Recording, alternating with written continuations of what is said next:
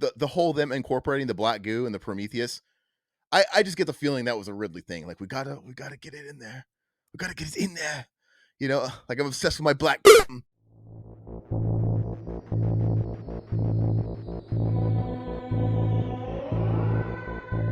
Hi, everybody. Happy Friday. It's not normal that we do a commentary on Friday. We typically have been doing these on Wednesdays and the streams on Fridays. We did the old switcheroo this time because I had to get my physical copy of Alien Romulus. I wanted to watch it in prep for the commentary, and I did just that last night. I went through my 4K copy. It's over there. I would grab it. I should have grabbed it earlier. Watched it, and it looks amazing, as it should. Todd and I have a mutual friend of the show that was knocking on how it looked, and I didn't get that. And that's not something I've heard. Very divisive film.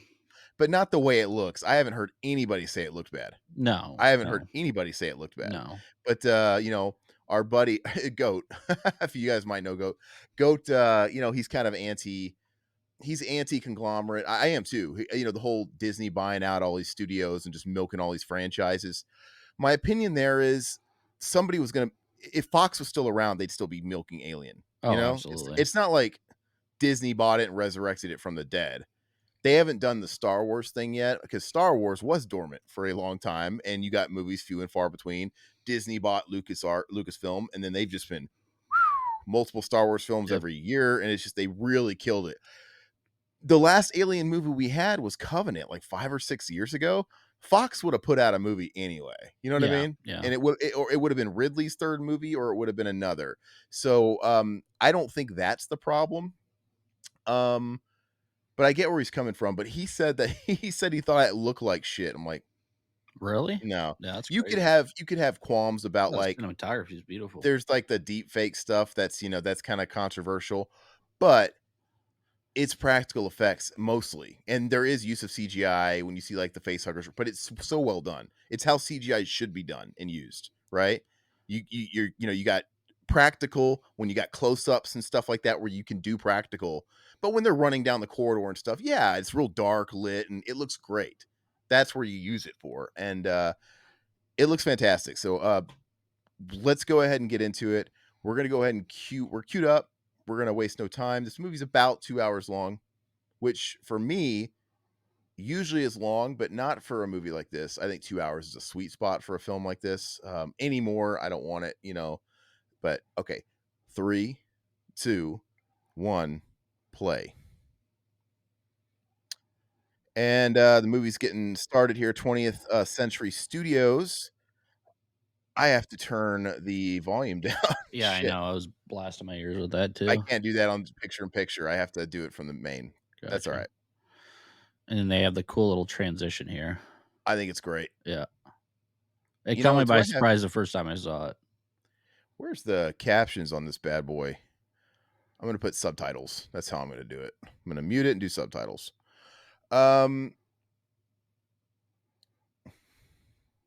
All right, so let's welcome to the chat. We got Tom Rowan. Thank you so much for joining us. Kelly, how you doing? Kelly, hey. Yeah, and Zakito, how you doing, brother? Hey. Let's see. Why are they making Disney movies into horror movies? It's just like an insult to Walt Disney himself. It's Fox title that they bought up Fox last year. So, and then I wanted to highlight this comment. Let's see. Hold on. I never saw the sequel to Prometheus. It's not good, my friend. But I have been wanting to rewatch it ever since I watched this because, spoiler alert, I do love how they connect them. I like how they didn't because I'm tired. Everybody keeps hitting the reset button. And it's really annoying. And the more a franchise goes on, it's just the timelines and the consistency. It's a fucking mess, right? And then at a point, you just stop caring because I don't. To me, there is one timeline, and it's the original Alien. That's it. Yeah, because like even James Cameron with Aliens, he totally screwed up the original vision, and he offshoot and did his own thing.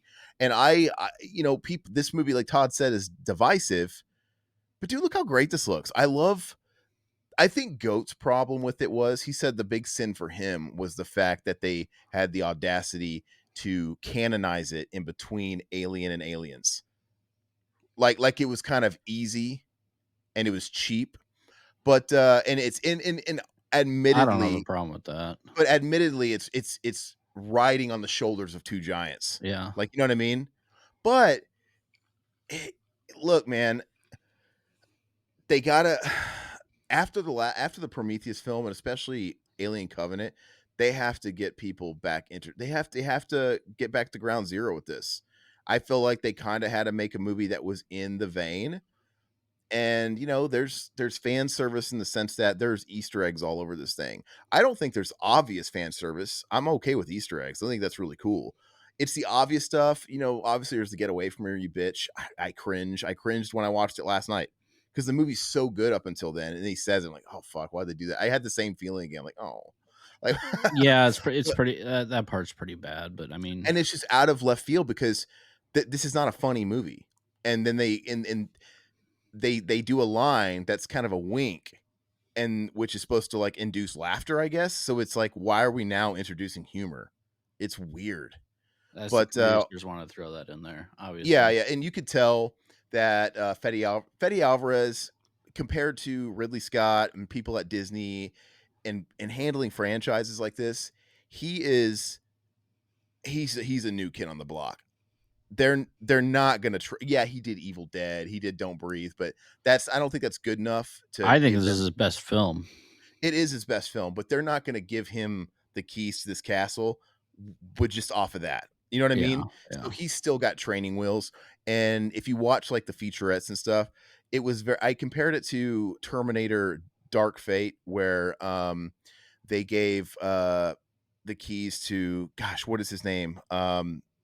God, I Alan don't Taylor? remember. Alan Taylor, the guy who directed, I think that name's maybe I'm getting the guy wrong. Whoever directed Deadpool, he directed, Dark Fate, and that's when the rights of Terminator reverted back to Skydance and James Cameron. But James Cameron was literally over his shoulder the whole time. He might as well have been in the director. And they obviously had a war of work. He said they both didn't have a good working relationship. I don't think they'll ever work with each other again because you have one guy that's just like getting his toes stepped on nonstop. And it's like, dude, why don't you just fucking direct it? You clearly wanted to direct it, James. Just direct it. But I kind of have a feeling that's the way Fetty was with Ridley, because Ridley was very involved. They seemed like they got along great, and they didn't act like there was any stepping on any toes, whatever. Ridley clearly, the whole them incorporating the black goo and the Prometheus. I just get the feeling that was a Ridley thing. Like, we gotta get it in there. We gotta get it in there. Like I'm obsessed with my black cum. I don't think he had too much of a say. I mean, he had bits and pieces, but I mean, He's I don't producing. He is he the executive producer. I don't know. I think this is more Fed well, compared to Ridley, I don't know. Look, I think they let him play in the third act. In the third act, it They becomes kind of yeah, they in the did. third act, it's Yeah. like, okay, they're letting him play a little bit. They took the restraints off, and it's a little bit more fetty, because it gets a little bit more bombastic, which is I love. But I I just think with the whole black goo thing and the connections to Alien, I just feel like Ridley was the executive producer, man. His company was executive producing it, probably putting up money, I'm sure. He was I watched the featurettes. They were working together. Ridley read the scripts and read the passes. He didn't make it sound like this, but you could tell by the way they were talking, it wasn't consultation. You could tell Fetty had to run everything by Ridley first. And Mm, you can tell by the way they're talking about how he would give him stuff, and he's like, "Oh, I didn't know how he'd feel about this. I was nervous or whatever." But he liked it. You could tell he had to. yeah. So it's going through the Ridley filter, but I'm okay with it because maybe that even if Ridley's stamp is on here in places, he probably needs it, and I'm okay with that. Collaboration's always good. Look at this shot. I love the use of color in this film. Obviously, they're using a lot of deep oranges and reds, and Yeah. this yellow shot. It's a pretty film. I think it's really pretty. I love this planet that we get one scene on where we're kind of establishing our characters. We got Rain, her brother, David Andy. Johnson's awesome, Andy. He's Yeah, great, man. you don't get much of it, but I like that we get this little snapshot of their world, and it almost kind of makes you think, God, could this be in the same universe as Blade Runner? Yeah, it looks like And it. it's like shared universes isn't cool anymore, but like 30 years ago, if they would have did a tie-in where like that Weyland Yutani exists in the same universe as like Blade Runner on Earth and all this stuff on these colonized planets is going on light years away from, that's cool. That would have been really cool to me. And this kind of looks like Blade Runner shit. It So does. I think it's really neat. And we don't get too much of it. Personally, if they're going to do something different with the franchise after this, because this kind of plays it safe in that it reestablishes, what Alien's about. It kind of gets people's faith back into it, which I think is important after like Covenant and all this stuff that Ridley was doing. Um, I would like to see a new movie set in a space like this, like outdoors, Oh, that'd be right? awesome, man. That'd be Like, cool. they're not always on ships. The first movie they were in space on the ship. The second movie they weren't. They were on the colony planet, but they were indoors in that compound, but on the planet. And then in the third movie, once again, they're on that prison colony planet indoors, right? They're not Mhm. outside on the planet, they're indoors on a planet.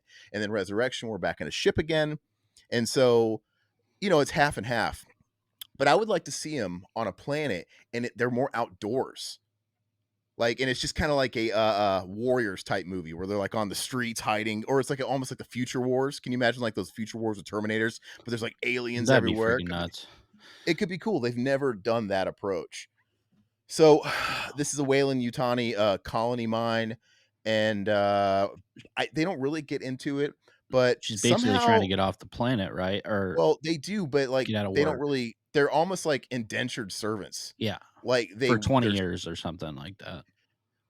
so they're in. It's almost like they're enslaved. Like I don't know because like their parents, like Cailee Spaeny, that's her name. By the way, she's from Springfield, Missouri. Oh, That's right. really?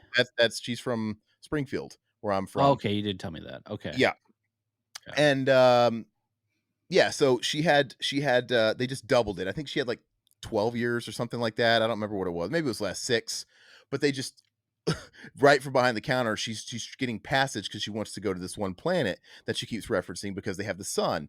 The planet that they're on here, they don't see the sun. It's dark 365 days a year. And they make it aware that like their parents clearly they're like second generation. Her parents, she just told that one chick at the counter there that they died from poisoning from the Lung mines, cancer, yeah. lung cancer. But her service was up, and I want to travel. I want to go to this one planet that has the sun. I just want to go somewhere because she's obviously been born here and probably raised here, you know. And then from behind the counter, she literally jacks up. Oh, we increased the minimum, and she doubled it, so it's like another 5 or 6 years she can go. Yeah. And they say thank you for serving the company and what you do for the company. So it's weird. It's like they're slaves, but if you're a slave, you don't thank them. So it's probably like this like they have to make money, but it's probably a little bit of mix of both. I don't know what it is. They got some kind of chokehold on people. Um, but it's cool. But this is probably what would have happened in the movie Aliens when they had those colonizers, Yeah. right? Then Mhm. that's and they got infested or whatever. Um, But yeah. So that she just got. Sorry, I'm talking a lot. Did you want to say no, something? no, no, no. I was just gonna kind of walk through it. Yeah. So basically, she's taking her droid and meeting up with her friends, and her friends, the same shit's happening to her friends where they can't leave, you know, Hmm. the planet for what, another 6 to 10 years, and they're like, "Fuck this, let's go find this. Let's go find the spaceship, abandoned spaceship, and grab these cryopods and see if we can get to this other planet." Yeah. So right after she got denied and said that her contract or whatever was extended, she got called from the guy you just saw, and told him the rendezvous here, and they're going to tell him of their plan. They have this plan because, Yep. yeah, like Todd said, they're all in the same boat. And basically, they picked up that there was a ship that was abandoned that's floating around in nearby space, and it's a Weyland Yutani abandoned. And their plan is to go up there and take the cryopods and jack the ship and go to this planet. See, why didn't anybody else intercept the ship? Was it because it was just going to hit the asteroid belt, or is that why nobody else messed with it? I don't know why they don't get into I don't know why they don't get into why nobody picked it up. I think somebody would have picked it up. I Yeah. just think they somehow got lucky and picked it up first because it Okay. clearly drifted close enough. Like maybe I just imagine there's like parameters, like, they can't pick it up light years and light years. Like it has to get so close. But yeah, I mean, they're lucky. You would think a whale in Utani, a giant company's constantly surveying. You would think if they've got missing assets, because clearly they've got record of the ship going missing. Yeah. Um, and they have that technology because they introduced that in Alien, right? Because it's like they, Dallas and everybody, he gets the call like, "Hey, we got another mission that we're," they picked up a carrier, an object, so we got to go check it out. They were on their way home. They were on a separate mission, and that's when they went to the place, and there's like that's where they got the eggs and the whole Mhm. deal. And it turned out Whalen Yutani knew all about it, whatever. And but yeah, anyway, so they can pick stuff up. But yeah, so these guys, I have to say, um, how when you watch a movie and a lot of times you don't like it when you rewatch it a second time, like, oh, it was better as a one watch or whatever. And sometimes movies grow. I A can good see this as a grower, man. I mean, I liked in the first, but I mean, like, I've been wanting to go back and actually rewatch this movie just because. you pick up stuff Yeah, when yeah, you watch it because there's Easter eggs all over the place, and you pick up a lot of stuff you miss the second or third time around. So I watched two movies that I saw in theaters again this week, a second time. This one and Beetlejuice. yeah. Beetlejuice. I have to admit I didn't like it as much the second time. Okay. I thought it was like a 7 out of 10. I thought it was fun, Yeah. but not as good as the original. But I'm like, I watched it second time, like, you know what? I think I got everything I got out of it the first time. This one I liked more the second time I watched it. Well, And I just yeah, think the main characters are strong. I think actually really like the Cailee Spaeny and the David Jonsson. I think those 2 I mean, they're the highlights of the movie. I mean, yeah. And I guess like the supporting characters aren't great or they're anything. not great, but they're fine, you But know? you know what? I like them a little more the second time around Yeah. because they're not carrying the film, but I Mm. will say that they do serve a purpose. And like the bully, the Scottish guy or whatever, the British Bjorn, guy, yeah, he's Bjorn. His their acting is good. Like yeah. him being the asshole to the robot and stuff like that. The banter is really quick. You believe it. It's good. It's well written. So at least there's that. I mean, um, Kay's kinda forgettable. Navarro is pretty good. I mean, she's not bad. but Kay serves a Yeah, purpose. yeah, They she all does. they all kind of serve a purpose, and I mean, I guess Navarro doesn't really serve a purpose. Other than just being another body, because she's obviously the first one that gets infected. Yeah. But I guess that could have been maybe that could have been somebody I else thought because Kay was kinda too good looking to be in this film, personally, but Sexy Dora.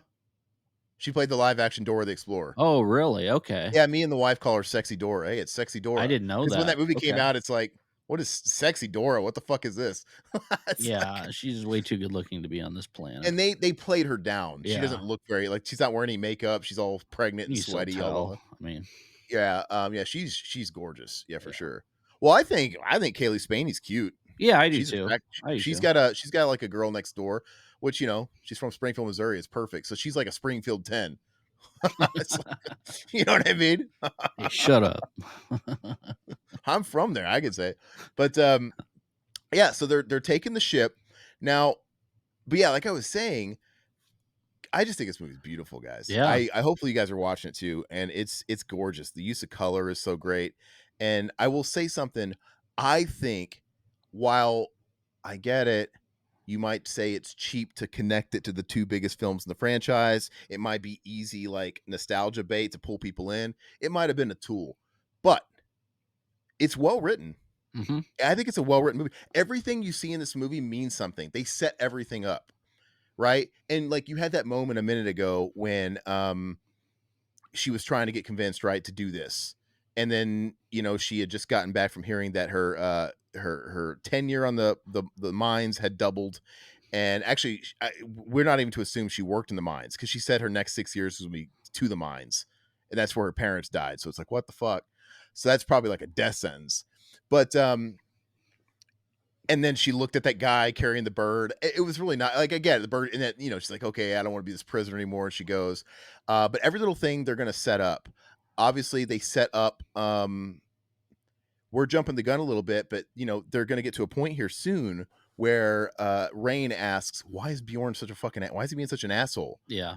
And you get the backstory, and it gives Bjorn a purpose. Mhm. He's not just an empty asshole to be an empty asshole, because a lot of times you have those guys where they're just fucking jerks. And they give him some meat on his bones. And basically, they're going to say that, well, his parents were killed in the mine. somewhat recently, I think they made it seem like, and it's because the droid in charge, he killed him. He sacrificed 3 people to save 12. And they kind of go into because there's a little bit of that dialogue of like human value, artificial person, like what's real, what's life, it's kind of the Blade Runner thing. It's a little bit in this movie too. But and they're like, hey, that's impossible, like droids are not supposed to hurt humans. Yeah. It's like, well, they're for the best, they'll sacrifice 3 for many, they'll make those kind of tough calls. And so he's obviously bitter against all droids, which is great. It's like it gives him a motive, it gives him some kind of fuel, and it makes us understand him. And in fact, I think just that little bit of backstory alone probably puts him above everybody else, which is funny because he's on paper kind of the most annoying character. I'm not annoyed by him, but the whole "it's in the water, it's in the Yeah, water." yeah, It's yeah. it's funny because He's it's like fine. you hear everybody's got these fucking oh, marbles in his mouth. It's funny, dude. But he's a good actor, and I can totally uh, tell that so they tailored this for I think they tailored it for a younger audience to try to get the younger audience in the Alien franchise, which I think they did great job trying to do that with some of these characters.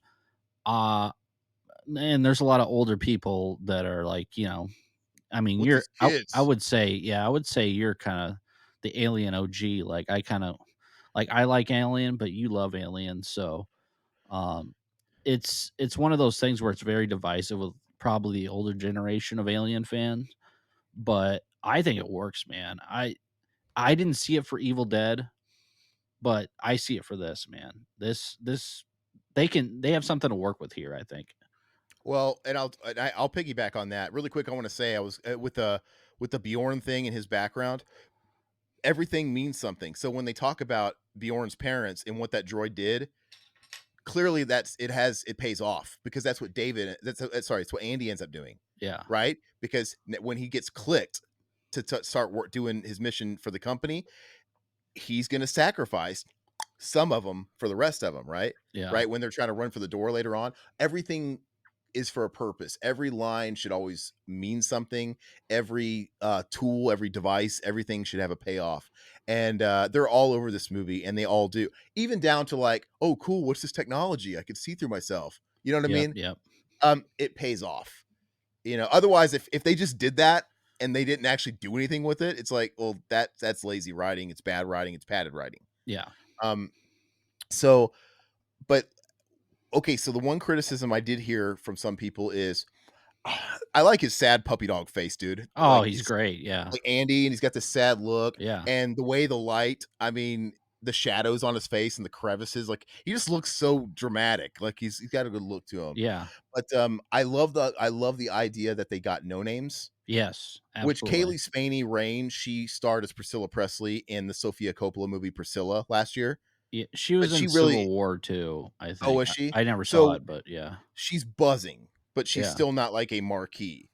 And but everybody else, I didn't know her from anything else. And honestly, I didn't even realize this was the girl from Priscilla until I saw the credits at the end. After I'm like, oh, because she looks drastically different. In Oh, Priscilla, she's got a big black wig, big long eyelashes. She's more dolled up. She looks like a completely different person. She looks like Priscilla in the okay. 60s. Yeah. Like if you look up images of her. So I'll I take a look. oh, Disney blows. I didn't mean to click on that comment, but yeah, we can add that. I hit my mouse. No, I Um, agree, and I mean, but but I would on the topic of Disney, Fox would have just made another Alien movie too. yeah, I would consider this Yeah. movie a Fox movie. I don't know how much Disney put into this. Well, it's the Ian Holm. That's the to me that's the Disney thing. Yeah. The deep fake Yeah. Ian Holm because that's That's what they did true. that shit. They did that shit with Star Wars, and it's because they did it with Star Wars. They did it with Peter Cushing. They did it with Leia. It's like, okay, that seems like a Disney move. Well, it's funny because I was actually talking to somebody about this, a couple of my buddies, and they didn't even put 2 and 2 together. It was Rook the whole time. I'm like, They thought it was Ash yeah, because it's confusing. yeah, It's totally. I mean, they do show his name like when he's booting up Rook, and he introduces himself as Rook, but obviously he doesn't make mention of Ash because why would he? I mean, he's a yeah, totally different robot, and they don't know who Ash is, so that's good they don't do that. But it begs the question: it's going to confuse some moviegoers. Yeah. If you're seeing it the first time, it's like, why would you do that? Because honestly, he could have just been another actor. Yeah, he could have. And I don't know why. And the only reason he looks like Ash, you could argue that that was like the model at the time, but I think that's shitty if it was, because are you saying that there's a million other robots that look like Bishop? Are you saying there's a million other that look like Andy? There's a million other that look like Michael Fassbender? Is there a million other that look like Renona Wider? Renona Wider. That's when she gains weight. Uh, Well, but you know, Renona Wider. Um, so it just comes off as fan service, especially in Alien, when this movie takes place 20 years after Alien, give or yeah. take, 20 something years. And I don't know. I guess the Ian Holm model could have been brand new because he was like a mole. They didn't know he was a droid in the first movie. Mhm. So it's possible he was like fresh off the fucking factory line and whatever. But why would you do that if like you got a million of the same face? Like I don't know. It's just it's lazy. Personally, I would have liked to have added another droid to the roster of droids because I love the Yeah, I droids. do too. With exception of Winona Ryder sucks. You know, Yeah, her yeah. she's not good. But everybody else, I like David. Michael Fassbender is really good. He's the highlight of those movies. Even in Oh, Covenant, he's come the on. You'd highlight. love to have a Winona Ryder droid for yourself. Just kidding. God. Uh, is she the only? Yeah, she's the only female. Um, anyway, you made me. I got carried away thinking about it. The possibilities. I lost my train of thought. No, I'm just kidding. But yeah, like I just it would have been less confusing and it would have been a lot cooler. I mean, literally, he could have been in the same like Ash uniform. Yeah. He could have like, he's obvious he's a droid. We get it. So I thought that was just lazy, and that was Disney fan service bullshit. That was. Um, but anyway, I was going to say the controversy. So I like the characters, but some people have been bitching that why'd they hire a bunch of fucking teenagers? So here's my thing about that. Sigourney Weaver was in her early 20s in the first Alien. People back then just looked old. Yeah. Now, granted, Tom Skerritt was older, but people back then, when you were like 20, you rocked big Oh, beards, yeah. fucking Doobie Brothers hair, and it added age to you. Obviously, Harry Dean Stanton was middle aged in the first Alien, Cigarettes and but whiskey help too. the thing is these are not kids. These are they look young because that's just the generation, but they're Yeah. in their 20s Yeah. for sure. But all these actors are in their 20s, and they just look younger. People look younger. I don't know what to say about it. They just look younger. And who cares, man? I mean, like, I don't care. I mean, like, if they were No. older people, yeah, would it be cool if it was a little mixed up? But it doesn't make sense for these characters if they're all friends that are second gen that want to escape the same fate as their parents. It makes sense They that they would gotta be they gotta younger. cater to a new audience, which I don't But it mind. I mean, but story wise, it makes sense why they would be younger because, like I said, they're all trying to escape the fate of their parents dying in these fucking mines, these salt mines of Wayland Yutani. So it makes sense that they're a younger gen. So I don't, big deal. the fact that this movie made 350 million in the box office is outstanding, especially for sci-fi horror. Hmm. Like, I mean, we don't have enough sci-fi horror. We don't have enough sci-fi in general, and Hmm. we need more, man. So, regardless if you like this or not, this is good for the genre. This And is yeah, good for obviously we everything. want new stuff. Yeah, It gets old for them ringing out properties. But you know what? This is going to begat more films like it. yeah, It's just the way it is. So we're gonna get more alien films, but we're yeah. gonna get more sci-fi. There's gonna be, people are gonna greenlight more Hmm. science fiction again. And so we're gonna get Romulus too. Supposedly Fetty's in talks. They haven't inked the deal, but Just throw it up there. I don't care. we're gonna get a sequel to this one. But apparently Ridley's doing he's got the green light to do his, and I feel like he has a lot of big dick energy, obviously, Hmm. because Prometheus Prometheus is still the highest money, I can't spit it out, highest grossing alien movie Mm, adjusted for inflation. So this yeah, actually is second to Prometheus. Prometheus did a lot, yeah. but he really fucking dropped the ball on Covenant. But he's clearly got some big dick energy where he's somehow got the rights and he's producing these movies going forward. He's got the clutches on him again, and he's clearly got some sway. Like, hey, I know Covenant didn't do well and people fucking hated it, but if you guys want, he probably had some pull to like, I want to make my third movie. There's probably some deal here, So you and think I'm for it. Fetty's coming back for the sequel?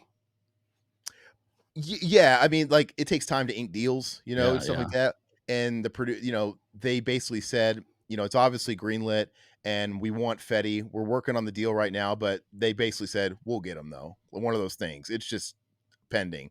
So, I hope Fetty does it because with the exception of Ridley coming back and doing Prometheus, we've never had a repeat director. It's always gotten yeah, passed the baton, and that's always been, I guess, kind of a cool thing about Alien, but also the biggest problem because Ridley started something, this whole lore that they were doing, and then it went to James Cameron, and he changed everything. yeah.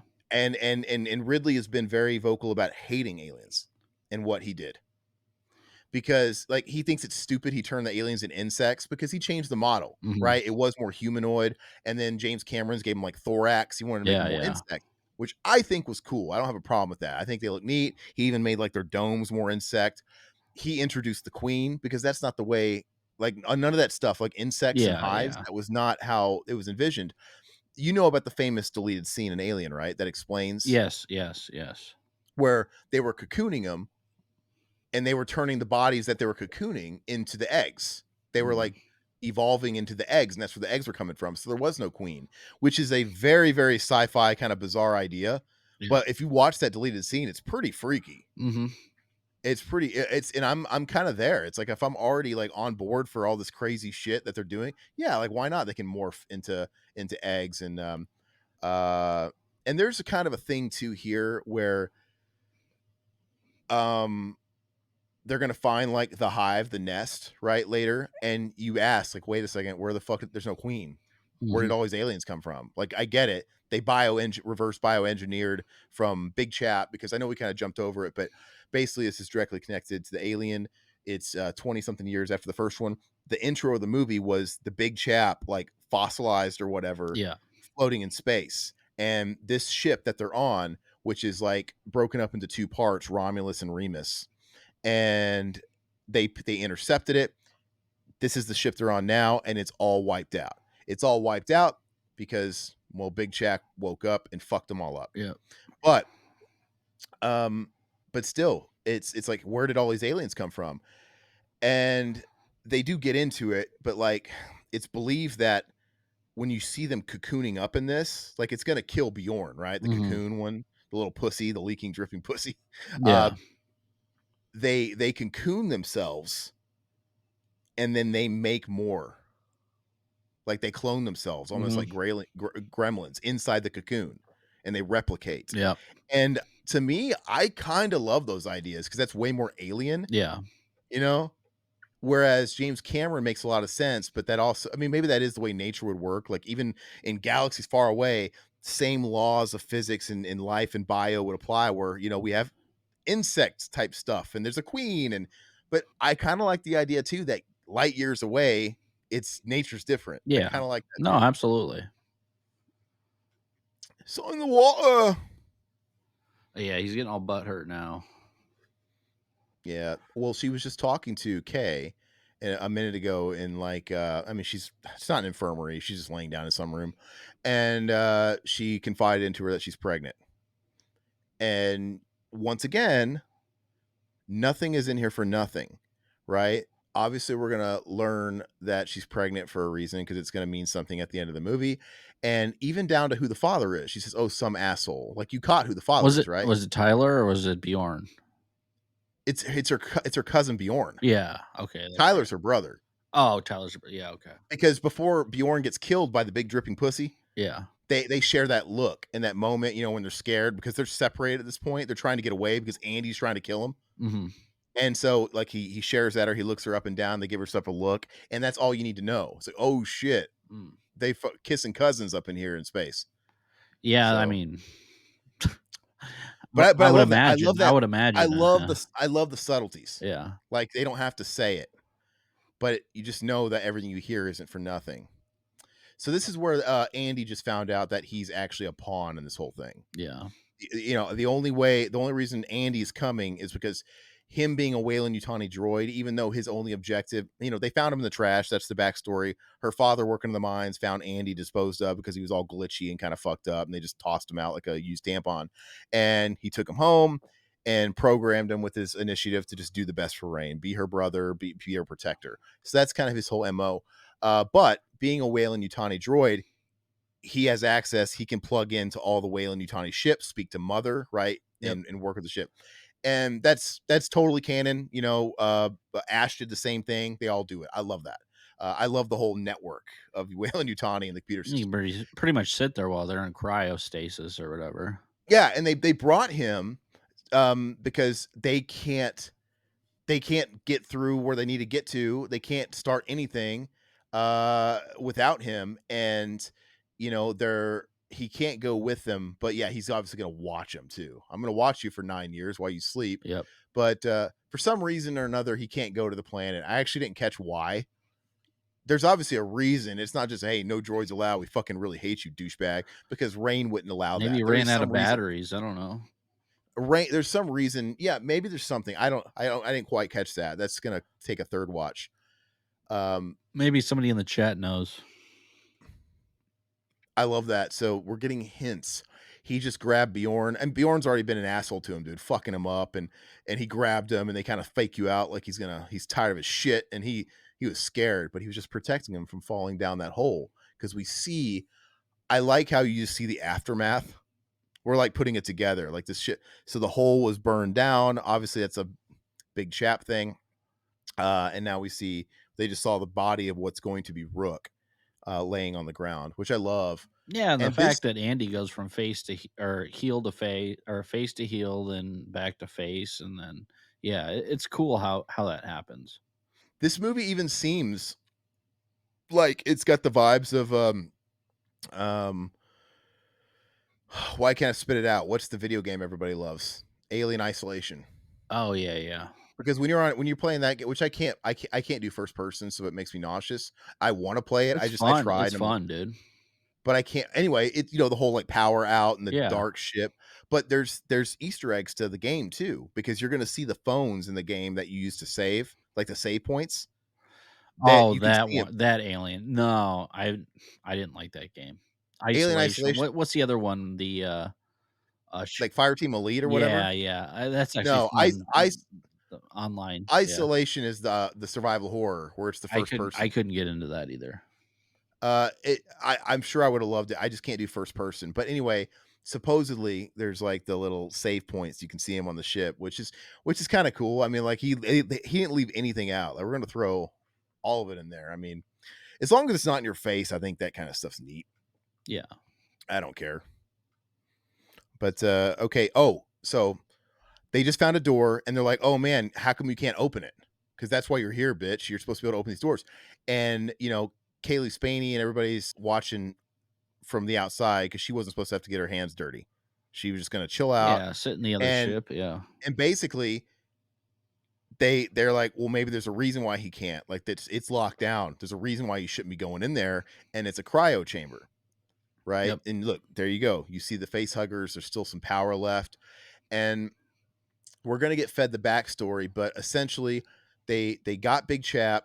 They were like extracting the fucking goo out of it or whatever. They were bioengineering the fucking Prometheus, and they were bioengineering and creating the face huggers, and they were doing it themselves, which is crazy. And that's why I like how the face huggers look a little different. I like how there's like the playing God aspect, and it's a little off. And Big Chap ended up waking up. He fucked everybody up, and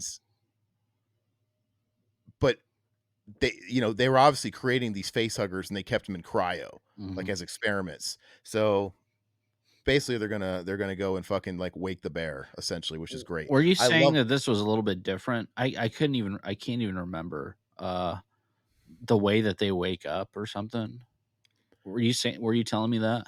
what are you talking about. They thaw them out. They're Yeah. in cryo. Yeah, but they're in some sort of they're in cryo, but they're in something different, right? Um God, I You'll can't remember. Uh, I mean, they're in cryo. Remember? So they went to go to the pods and they found out the pods don't have juice. They don't have Yeah, enough juice to yeah, get where they're going. So they're going somewhere with a generator to get them power. yeah. And some with all this process, they boot up the power, and Oh, everything's gonna break okay, down. so that they're in some sort of, like, plastic, I don't know. They're just they're sitting there, and then, of course, they pull out the cryo They're like in freezer bags, dude. freezer bags, yeah, yeah. They're cryoed stuck in there. But but yeah, they're gonna wake them all up and they're gonna thaw them out. They're gonna go Would it haywire, be which is that quick, man? That Jesus. the cryo puts them to sleep immediately. I don't know. Huh. It's the future, man. You get away with anything. Yeah, This is yeah. hundreds of but this I don't care. I like how they speed everything up in this. No, it's cool. No, yeah. People look, we're getting the technology. Oh, this is cool. That's going to come in handy. Yeah, And they don't even make you wait long for this one because that's going to pay off here in like a few minutes. But okay, so she just woke up the droid. It's still awake, yep, and we still can't really see. They haven't done the reveal yet that it's Ian Holm. yeah, They're keeping him kind of dark. We'll see that later. But I like the idea she was going to get his chip, like his brain essentially, and put it into Andy because with this chip, it's going to be able to do the shit they want him to do, yep. and he's going to end up getting a whole bunch of files uploaded. I think it's really cool how they do it. No, But I agree with you. I think that was really neat. that's the twister because once he gets that, and he's also going to get a new objective, Yeah, right? Because his other one was to serve the company, yep, and then you got Andy playing dual roles here, which he does great, yeah. and he's going to be like kind of. It's funny because they detail it like he's still him. He's not like I'm putting his brain in me. He's still Andy, and he says he's still, but he's got like he's expanded He turns heel. It's what's best for the company. because it's just not that it's not that he's heel. Yeah, it's just the objective. He's following objectives. Yeah, I like that. It's creepy. Oh look, and I love these shots, dude. These shots are yeah, so neat. yeah. The whole Andy this part and when they changed the cards or whatever chips. Yeah, I think that's really really neat. He's gonna come in with like this mission or whatever, and the Bjorn's like, "Who the fuck is this?" It's like he's so different. He's not a pushover, and he doesn't have his stutter anymore. I love this dude. So in the water. Now we're gonna get into horror movie territory. This is where it kind of turns into a horror movie, Yep. and there's a little bit of aliens in this, but I think it's definitely more alien. Obviously, where we get a little taste of aliens is they give you a little bit of action, not even a lot. It's like that like zero gravity stuff where she's shooting them, and and it's funny because Ridley really disowns aliens and what James Cameron did, but they still snuck in the whole. It's what the colonial Marines use. I actually didn't like the zero gravity part. But I'm saying they still plugged in an Yeah, yeah. aliens Easter egg. So it's funny how he's like, oh, God, I hate this damn movie, but we're gonna still acknowledge it. Like it's still part of but the clone, but they do introduce some guns. I don't hate the zero gravity thing like Todd does. I don't know. I think I've heard some people. Goat didn't like it, but Goat didn't like anything about the movie. So No, my okay, buddies actually really liked the zero gravity thing too. They thought it was I great. thought it was Yeah. neat. I thought like, look at that thing sucking that dick. Yeah. So Oh gross, god, dude. I can yeah. see this is practical. How can you say it's not cool? Yeah, I mean, there's a little bit of CGI, but I don't think it looks bad at all, dude. They do it What do you perfect. expect? They do it perfect. Yeah. But just like how in Alien 3 where they fucking do like the alien dog running and it looks like shit and it's behind they're doing they use the technology at the time. Yeah. Alien 3 had some shitty 1991, 92 fucking Or effects. They're not. Resurrection. Resurrection did too. Yeah, where the aliens are swimming in the water. They're Mhm. like use and they jump on the ladder. But the key is use it when you feel like you have to, Yeah. right? Like, well, they couldn't even, or you just choose to write out scenes where you think you would need it. They don't have aliens swimming in the original Alien because it couldn't have been done. But whatever, if you want to make the aliens swim, use that as CGI. You want to show it jump on the ladder, okay, use that as CGI. But they weren't abusing it. There was still, and that's what this movie does. I think this movie has less egregious CGI than the movies we just mentioned. It looks fantastic. Yeah, Uh, and I mean, he didn't have much CGI in Evil Dead either, but yeah. I don't think the characters were as flushed out in Evil Dead. mm-mm. So, Like I love this. Like like obviously they're using CGI with some of yeah, that. That yeah. wasn't, but like when you're going to see them all running in the hallway, obviously, look, this has to be. Look at that. but it Yeah. looks great. Yeah. It looks really good, and how else are you gonna pull that off? Yeah. Now, I love that effect, dude, where just one slip through, it just fucking rammed at her face. It was really cool.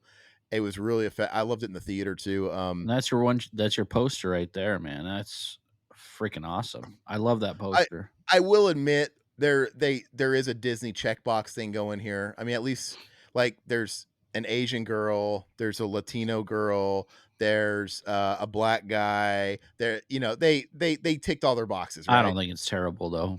No, but they did. But Yeah. it doesn't bother me as long as they, it could have been worse. It's not like they're all like, I'm not gonna say anymore, but you know what I mean. Yeah, yeah. But they always kind of did this. Like even in Alien, they have a black crew. They do it. There's women and men. It's just now they're including a little more. Yeah. But I'm cool with that. But I just noticed that there is some boxes being checked here. But Yeah. but they were all probably always kind of checked. Aliens doesn't have any. None of the leads in Aliens are black or Asian. There, I do believe like maybe one of the Colonial Marine guys that's like, no, I don't think so. That's weird. James Cameron's movie has no diversity. You can't think of anybody. I'm sure it Even wouldn't Vasquez is played by John Connor's stepmom. They do her brown face. Vasquez, John Connor, she's like Irish and they paint her tan and she's like doing a cholo and all the accent.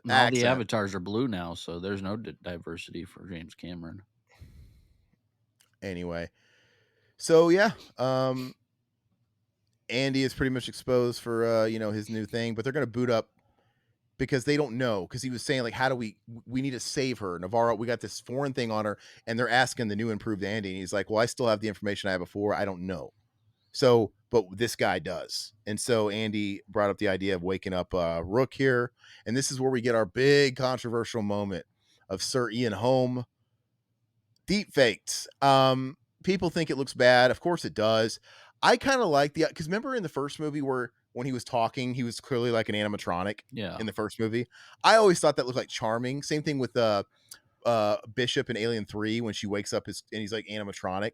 I always thought that looked cool. Like it's like, I don't have a problem with this. I know, I mean, a lot of people shit on it, but but the this doesn't. the face doesn't look great, but I mean, But the fact, if it looks Uncanny Valley, he's a droid, whatever. yeah. But if they would have gotten just a regular actor, they could have easily put this guy, and it could have been a real guy. Like they could have put his like body under there and like done it old school. It could have been better. I don't think the juice was worth the squeeze here. No. The juice being we got to get that nostalgia bait. I think the way he looks and it wasn't worth it. Just get a different actor. But anyway, so he's pointing it out. That's Big Chap. See, he's up there. He had burned through the holes in the ground or whatever. Now he's like tied up in the wirings, whatever. But it's so cool how you get to see Big Chap, and he's kind of given the backstory on what happened. And it wasn't. I don't think he found this wasn't that long. So Alien was 20 something years ago. I think he mentions it was literally only a couple of months ago that this happened. He's like, yeah, we came Yeah. across this. So they haven't been lost very long, to answer your question. So maybe they weren't looking for it that long. But he says, like, I don't know if it was 90 days, 120 days, but he says, such and such days ago, we came across this thing and this shit happened. Now he talks about reverse bioengineering. It seemed like he did that pretty quick. Like, oh, wow, this all happened a few months ago. And you were like, but, whatever. He's of the company and all shit like that. I don't know. Yeah, I Technology. thought it happened 20 years ago. Alien did, but Big Chap was floating in space for 20 something Oh years. shit, yeah. He says their ship, the Romulus Remus, he said they came across it. He's telling it like 120 days ago. That's right. It's not that long ago that this Yeah. happened. Okay. So, and I don't know if like when you saw Big Chap floating at the title credits, it almost looked like he was fossilized. I don't know if he was fossilized or if he was like cocooned, because he says because he gives the backstory. He says, 25 whatever years ago it was, the Nostromo went missing. Like he's part of the company. He has all the data. And there was one survivor and he knows it because he put it all together with whatever the Big Chap, the pod was missing and they knew so he had all the facts. And he said it was a perfect organism because it could go 25 years with no oxygen, no food, no nothing, and it was still alive. So I don't know if it protected itself in like some like crystallis or what it did, because it kind of looked like it was in a shell How did they get all these face huggers in cryo? So I don't want to know. because they created them, they engineered them, they didn't capture them. Oh, that's true. Okay, yeah, yeah. Yeah, All right. everything came from the big chat. Yeah, They got the okay. big chat and they were extracting from the fossils, Yeah. and they got the Prometheus, and they were creating reverse engineering, bioengineering the facehuggers. So they were creating them, so they were able to do whatever I guess they wanted to them with them. But yeah, anyway, Big Chap woke up, got pissed. Which I But love Big anyway, Chat, man. yeah, he's the OG. But gosh, what was I just saying? I was saying something. What were we just talking about? I don't know, cryo. I mean, we were talking about quite a bit. Yeah, with the but yeah, I mean it's always the same. The company's always got these ulterior motives, and Bjork's fucking not having it. He's like, well, fuck this guy because he's doing what's best for the company. He's doing what's best for the company now. And look, it's funny how like all these guys that look like Ian Holm were obviously programmed to be very evil because Yeah, they're like that. Because even him, he's got he's got like ulterior motives. Like he's only telling them enough. Like he's still like Ash. When we go further in the future, so this is technically you know 30 odd years before Aliens, right? Because Ripley was asleep for 57 years. yeah, And um when she comes across Bishop, she's obviously got this predisposal to droids and not trusting them. But he's like, oh no, you probably ran into a model, whatever. They were defect. Like, I'm a much better model. So it's funny, like what happened between these fucking asshole Ian Holm models, where they're just fucking evil and sinister, to the to the Lance Henriksen, my boy. They got all friendly. do you think we're gonna see an AI Winona Ryder here in the next one? I hope not. No, nobody gives a shit about that movie. So, and some people were bitching that Navarro, the chest bursts too fast. Oh, I'm come on, like, who no. cares? I mean, look, you can only let the cat out of the bag once. It was a Yeah. huge deal in the first Alien. It was what everybody talked about, the chest burster scene. Mhm. So they didn't want to give it away, and they really built it up. They built it up slow, and and Kane wakes up and they're having a meal and stuff. He was like in cryo for a while. Actually, yeah, they make you think like he was sleeping for a while, like it maybe took a few more hours. I don't know. But dude, we've seen it before. Let's speed the movie up. And plus, to me, it's like you kind of get a pass because with this stuff being bioengineered, it's a little fucked with. They fucked with the DNA. You just have to write it off as well. Maybe this one goes faster Yeah. because of what they done to it. It's just because it's not 100%. It's not the same. But okay, so yeah, Bjorn drops the key there. He's escaping with well, it also makes total sense why he'd be escaping with her since she's carrying his baby, Yeah. right? Yeah. And because Andy's on a fucking mission. He's like, "Well, fuck." He's like, "I'm not coming out until somebody turns that fucker off." Because he's made it pretty clear that bringing Navarro. Well, he's with Navarro. Yeah. Like him and Navarro are a thing.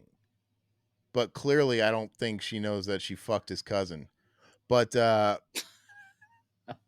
yeah. But anyway, so Navarro, Oh, here we Andy is go. saying, yeah, Andy's doing that thing. It's a callback to what happened to Bjorn's mother and father, where it's making a choice. Like, hey, we can't take Navarro back because she's going to kill everybody, right? Yeah. So, and he's not having it. So that's the callback. That's where that whole thing pays off. And obviously, it's directly impacting Bjorn again, which is cool. And we get a great chest buster scene. Yeah. I like how it's not overdone. I kind of like how it kind of meets you in the middle. Nothing's ever going to be like Aliens where they just go balls to the wall.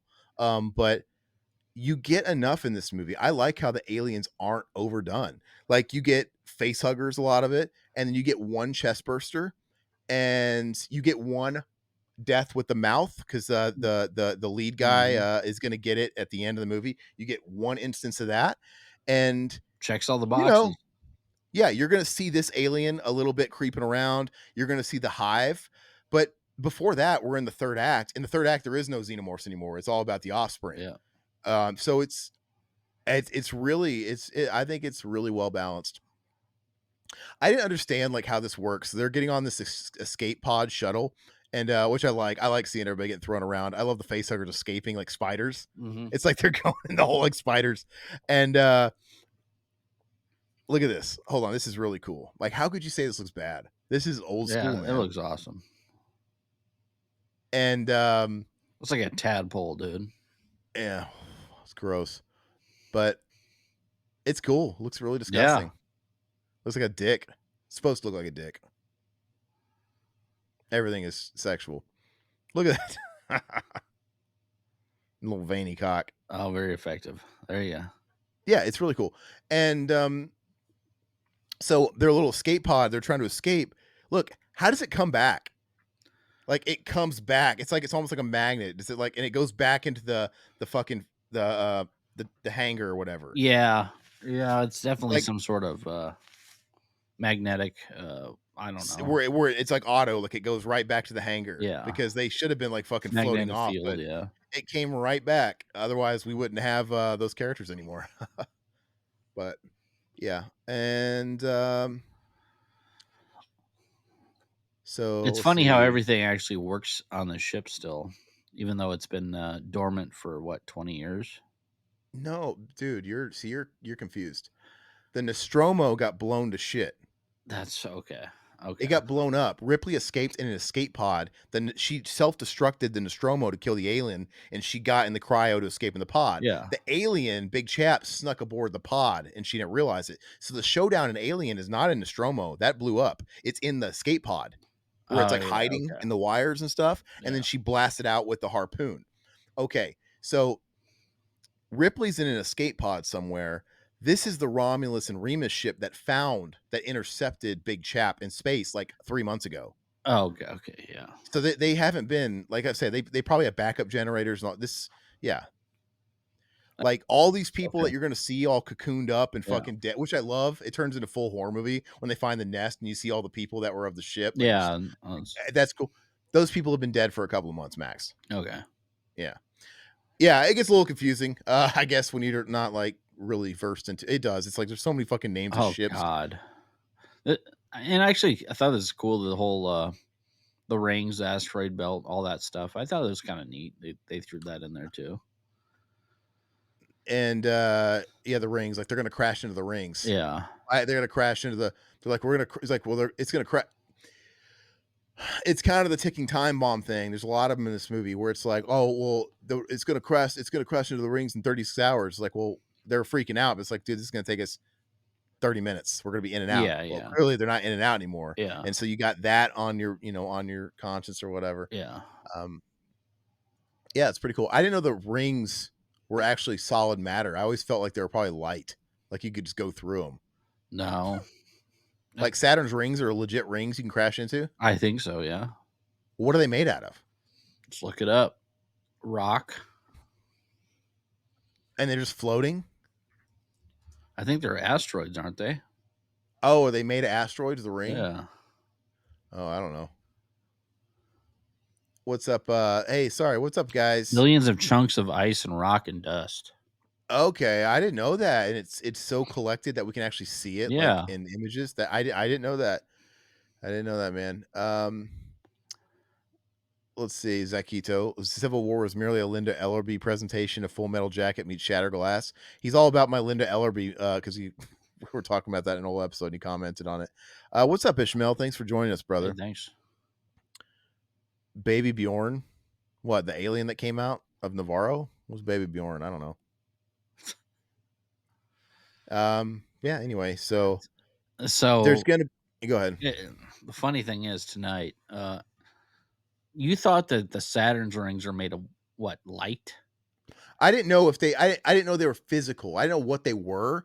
I thought they were made of something that wasn't actually like like a rainbow Water? prisms. I thought they're more like a rainbow, like prisms, some Oh, sort of okay. like prism thing, like with the sun. I felt like something was creating the illusion of rings. You know what I mean? Okay. I didn't know they were physical rings. So you thought like the sun was like I thought it was some kind of prism effect with the sun and where the planet sits. okay. I thought it was. I don't fucking know. Fuck everybody in this chat. I don't know. Come on. I didn't know. I did everybody else know that? I I'm don't know. just kidding. I was a space nerd when I was in elementary school, I so didn't mean it, chat. Just fuck Riverman. That's all I meant. that's all right. I can't stay mad at you. Anyway, so did I miss it? Did she already get taken from? Did she already get? No, she didn't. This scene's cool Yeah. because this is like a little bit of horror, right? She's waking up after getting tossed around like a fucking rag doll when the fucking pod came crashing back into the hangar, which I think was really cool. And the alien's gonna fucking no, not yet because Namaro's dead because she has to run off with Bjorn and Bjorn's Yeah, gonna get it's killed by the space pussy. yeah. Oh, but I like the scene after Bjorn's dead and when it takes her and like flings her up and stuff like that, where like they won't open the door. And Oh, she's like, yeah. "Open the door, open the door." It does tension really, really No. well. No. Yeah, I exactly. wouldn't open the door either. Fuck him. Yeah, it creates a discussion of ethics, like, but like it's true. Like you have sometimes, the people, high power people have to make those decisions all the time. It's Yeah. like It's not it you it's can't not best for the sacrifice many company. for it's not best for the company. We all know. I loved during Pride Day where the Whalen Utani social media changed their logo to the rainbow. Fucking hilarious. It's What's the funny. what is that? Whalen Utani is the company in Alien that's always fucking up Oh, to it no good. did. Okay. They're always shitty. And there's like socials. There's the Whalen Utani. They whoever runs those fucking satire accounts, they did the rainbow on the Whalen Utani, which is hilarious. Because it's a satire. It's like clearly they mean it, whatever. But Okay. it's just a It shitty is the company company that'll name. do Yeah, anything yeah. for optics. Yeah. But oh, look at that. See, I don't know. They just showed it real quick, but look at that guy's hollowed out head. I like it. I think that guy almost looked like Fede Alvarez. I wonder if they modeled him after Fede. They just showed him real quick, but it looked like it was like a Fede like Could have been. cast. That's exactly how I put myself in the movie. So I think they're going to come across the point in a minute where they have to traverse through. Okay, hold on. We're not there yet. I was talking about when they had to traverse through the room with all the face huggers, and they establish because they never established this before, but they established that they sense by heat sense, which is cool. It's adding new stuff to the lore. It makes total sense. Like because of course they can't see. Where's their eyes, right? Yeah. You don't ever think about it, so it makes total sense. But anyway, we're with Kay You right could now. just walk right past him. Yeah, I think, dude. I honestly, I gotta give Fetty all the credit in the world, and whoever did the cinematography. But he's he's obviously. I mean, I don't know if he's come a long way because I'm not saying he didn't do well with the other movies, but this is the first time he's been given a project to really show off some really good cinematography. But all these shots are great. I think there's the space pussy, the dripping space pussy, Yeah, that's pretty sweet. and it was a great shot. She came across the shedding, and this is the first time ever. Now, who knows if this is the way Big Chap did? Because, like I said, there's been some engineering shit going on, but we never saw the in between. In the first Alien, you saw the obviously there's egg, face hugger, the baby, and then it runs off, and they always find the shedded skin, and then we see a grown alien. We don't know what happens in between, and this is the first time they show the shedded skin, and they're establishing that it's cocooned up, and is so like this is so the what I understand Good of it is Pantera song. what? Oh, shedding skin. No, but here's what I understand, right? So the one alien is born, it sheds its skin, and then it cocoons itself, and in the cocoon creates multiple. Yeah. Because you could hear him. He's in there like jacking it up. He's fucking that pussy, and you can hear all the sounds, like almost like maybe there's more than one in there. Mhm. Like this is all shit I'm catching on like a second and third watch, and but yeah, it's cool. He gets like they got to think of different ways to kill people. You can't just have him keep killing them the same old Now way. what's that? Is that the clit? It looked like the clip, the bean. Yeah, it did. But everything is for a reason, dude. It's all sexual. Look at it, but it's pissing on him. Oh, there it is. Yeah, yeah. But like I said, they're trying to do things differently. Like it whipped him with the tail. You might be thinking, why didn't you just fucking impale him and take his head off? Because they're gonna do that later, and they've done that before. So they flick him over, and they're killing him with acid. Yeah. That's just like creative choices, and it's cool. They're like burning the shit out, and we've never seen the space pussy shoot acid like that. It's cool, No, that's pretty and, sweet. and it's creepy, dude. Look at this. This head at giving birth is fucking really gnarly. You like this stuff, don't you? It's gross, dude. Yeah, I'm getting bricked up. I like how they give H.R. Geiger or Giger, however you say it. They give him props in every movie. He's in the credits, like they always say, original design. Every Alien would not exist without H.R. Giger. Everything is based on the ship. Everything is based on his design and his alien designs. Being mechanical and stuff like that. And so that's the problem Ridley Scott has with uh, James Cameron's aliens because he turned them into insects, whereas Giger's original design was they were supposed to be almost like robotic. They look like wires, right? They're like and I love that dude. He comes out like the head is like it's holding the head like a baby crowning.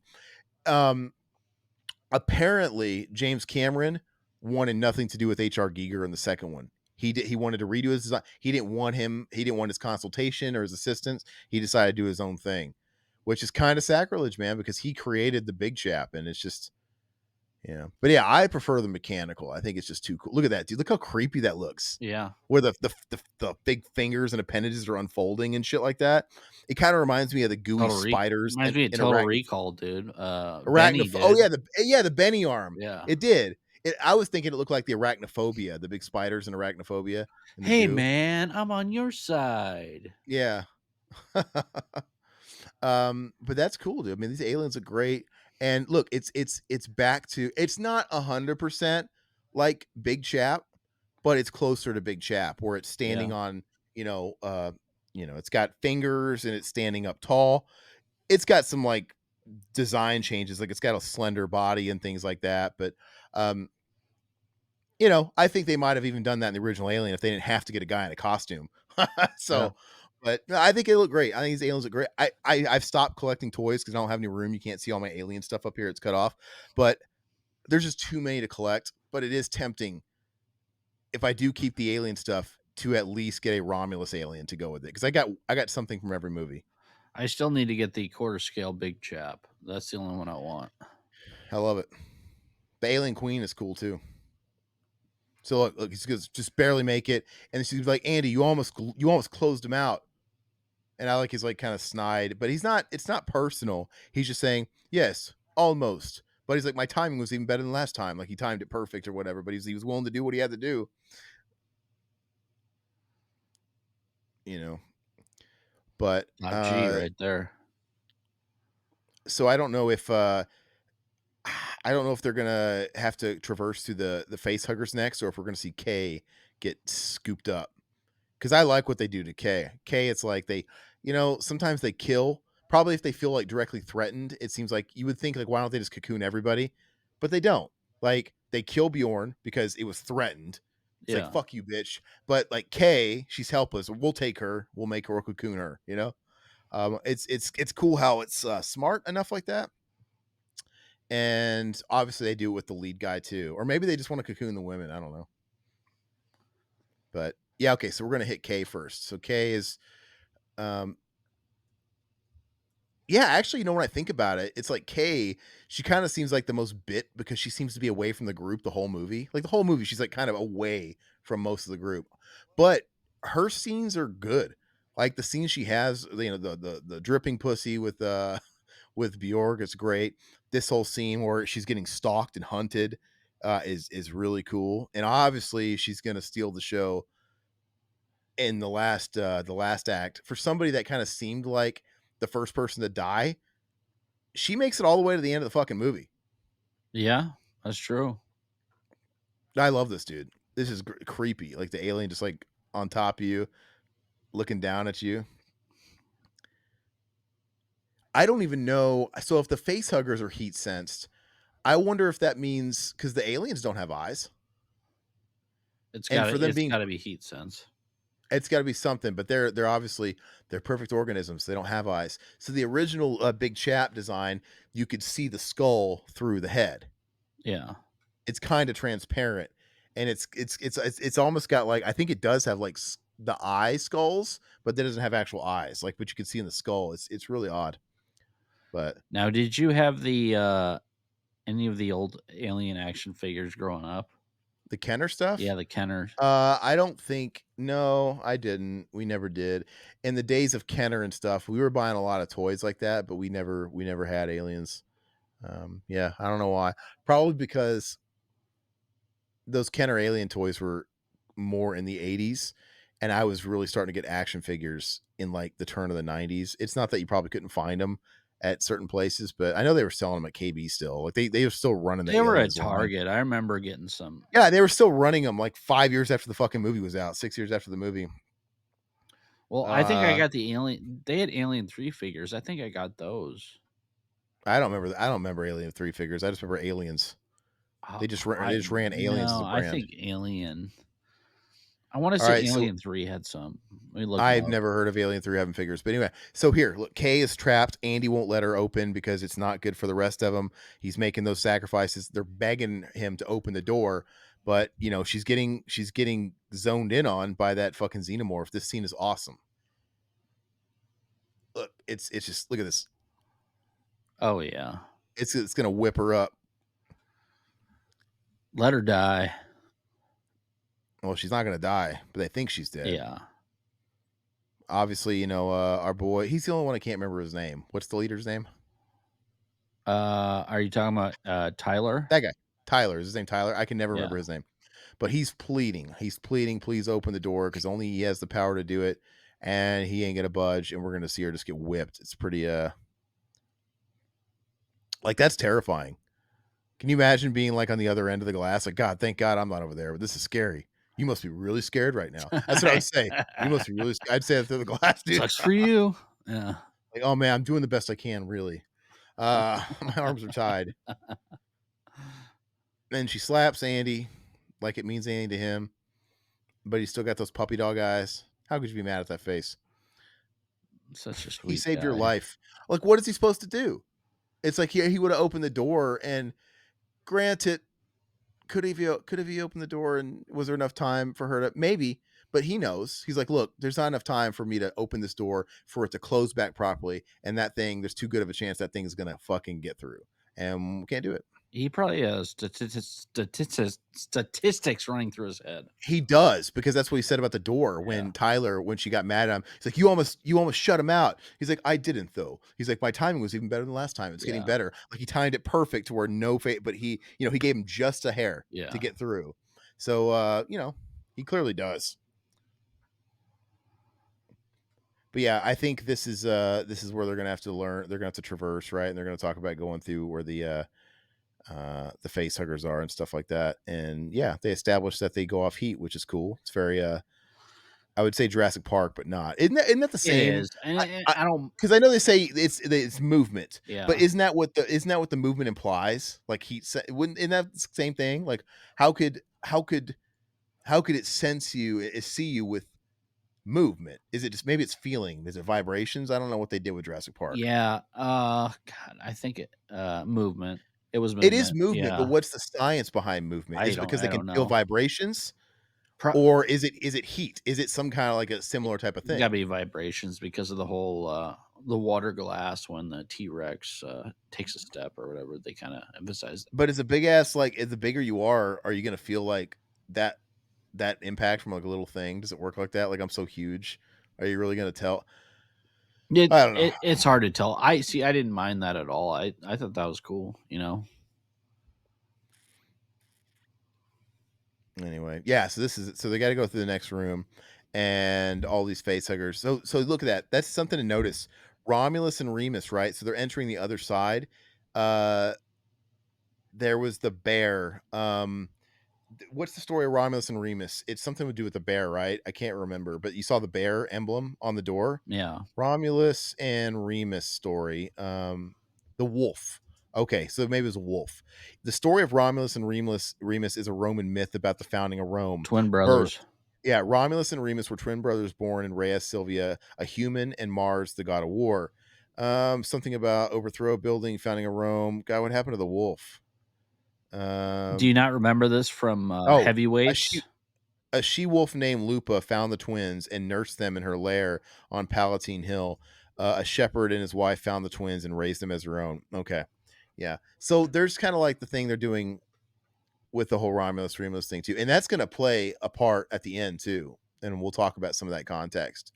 But look, they're showing you like it. I think they were showing you how it was getting factory like freeze dried on the screen there. But look, you can, This is kind of a throwback to Resurrection, where we get like the labs and you're seeing like the stuff.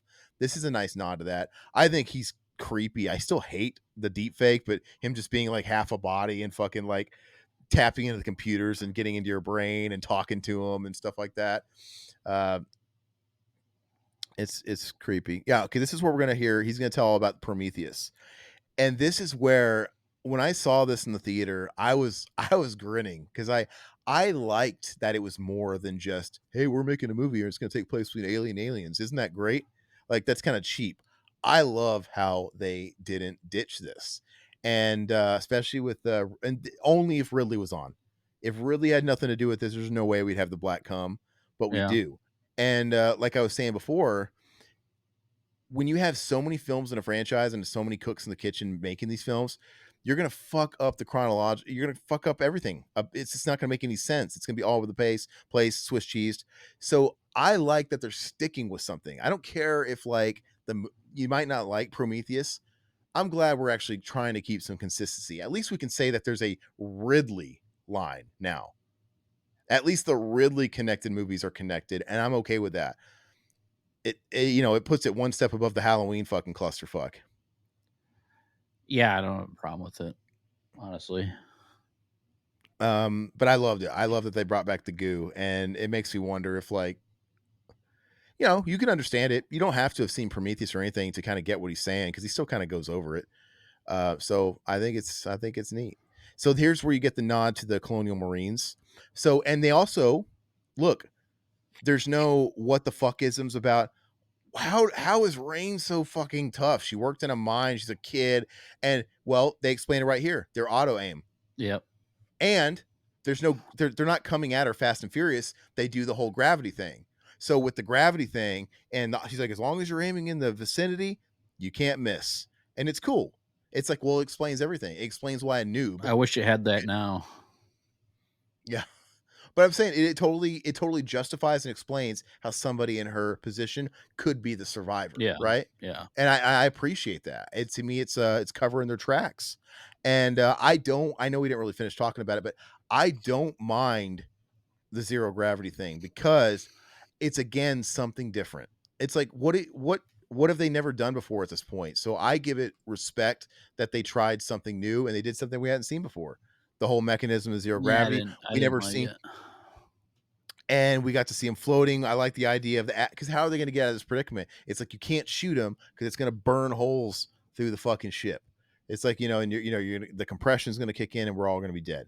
And obviously this was planted as a tool for the script, and it works. It's like, well, let's turn on the fucking thing, and remember because they established it earlier that it flushes, it resets every so often, so it's going to come back down, and so that sets up this dilemma we have here where she's going to do it, but the clock's ticking because, in a few minutes it's going to reset and all that shit's going to fall again. I think it's cool. I have no problem with it. It's not exactly, it's also a way to straddle that line between we're trying to keep it more alien, but we're going to give people a little bit of that aliens. We're going to give them a little bit of gun work. But it's not an action movie because they're going to be floating. It's like, it's not real. It's just like fish in a barrel. And it's still very like slow and very, I don't mind it at all. The only problem I have with that whole fucking thing is Andy saying, get away from her, bitch. I really don't like that. That's But horrible. I like the shaft when they fall and the gravity breaks. It's like, I think it's really cool because it's freaky. So where's the alien blood then? What, the alien come? Yeah. Or you mean the acid? Yeah, the acid when he shoots him like 50 times.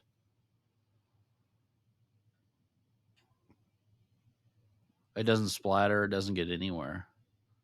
Yeah, I guess you're It right. doesn't eat through anything.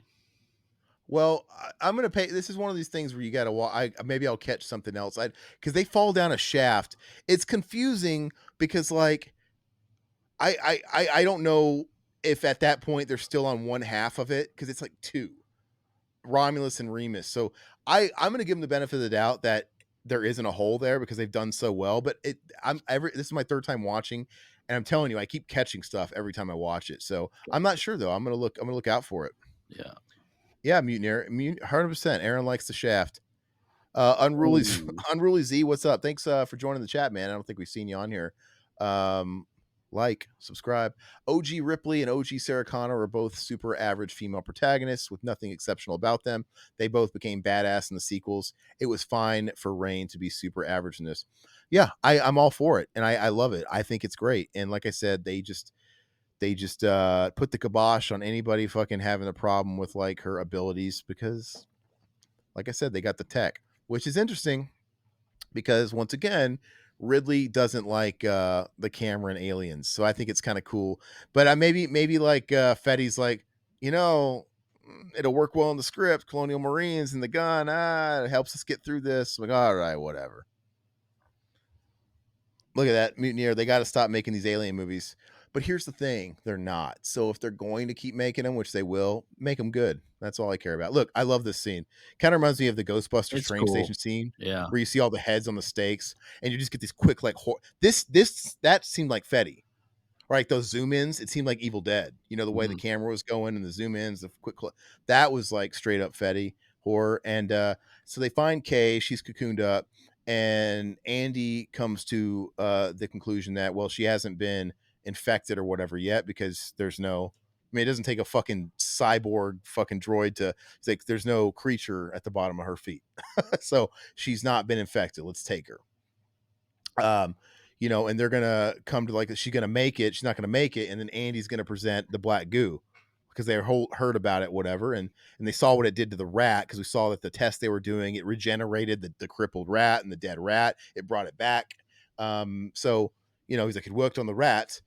But Rain is gonna be hesitant to jab her with it because she doesn't trust it, Is rightfully is your so. goo black?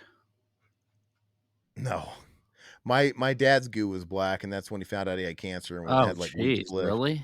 Yeah, he got up, he was in horrible pain, and, he got up in the middle of the night and pissed, like, what he said was, like, black coffee. Oh, Jesus. He pissed, fucking alien cum, and he Oh, went to the doctor, and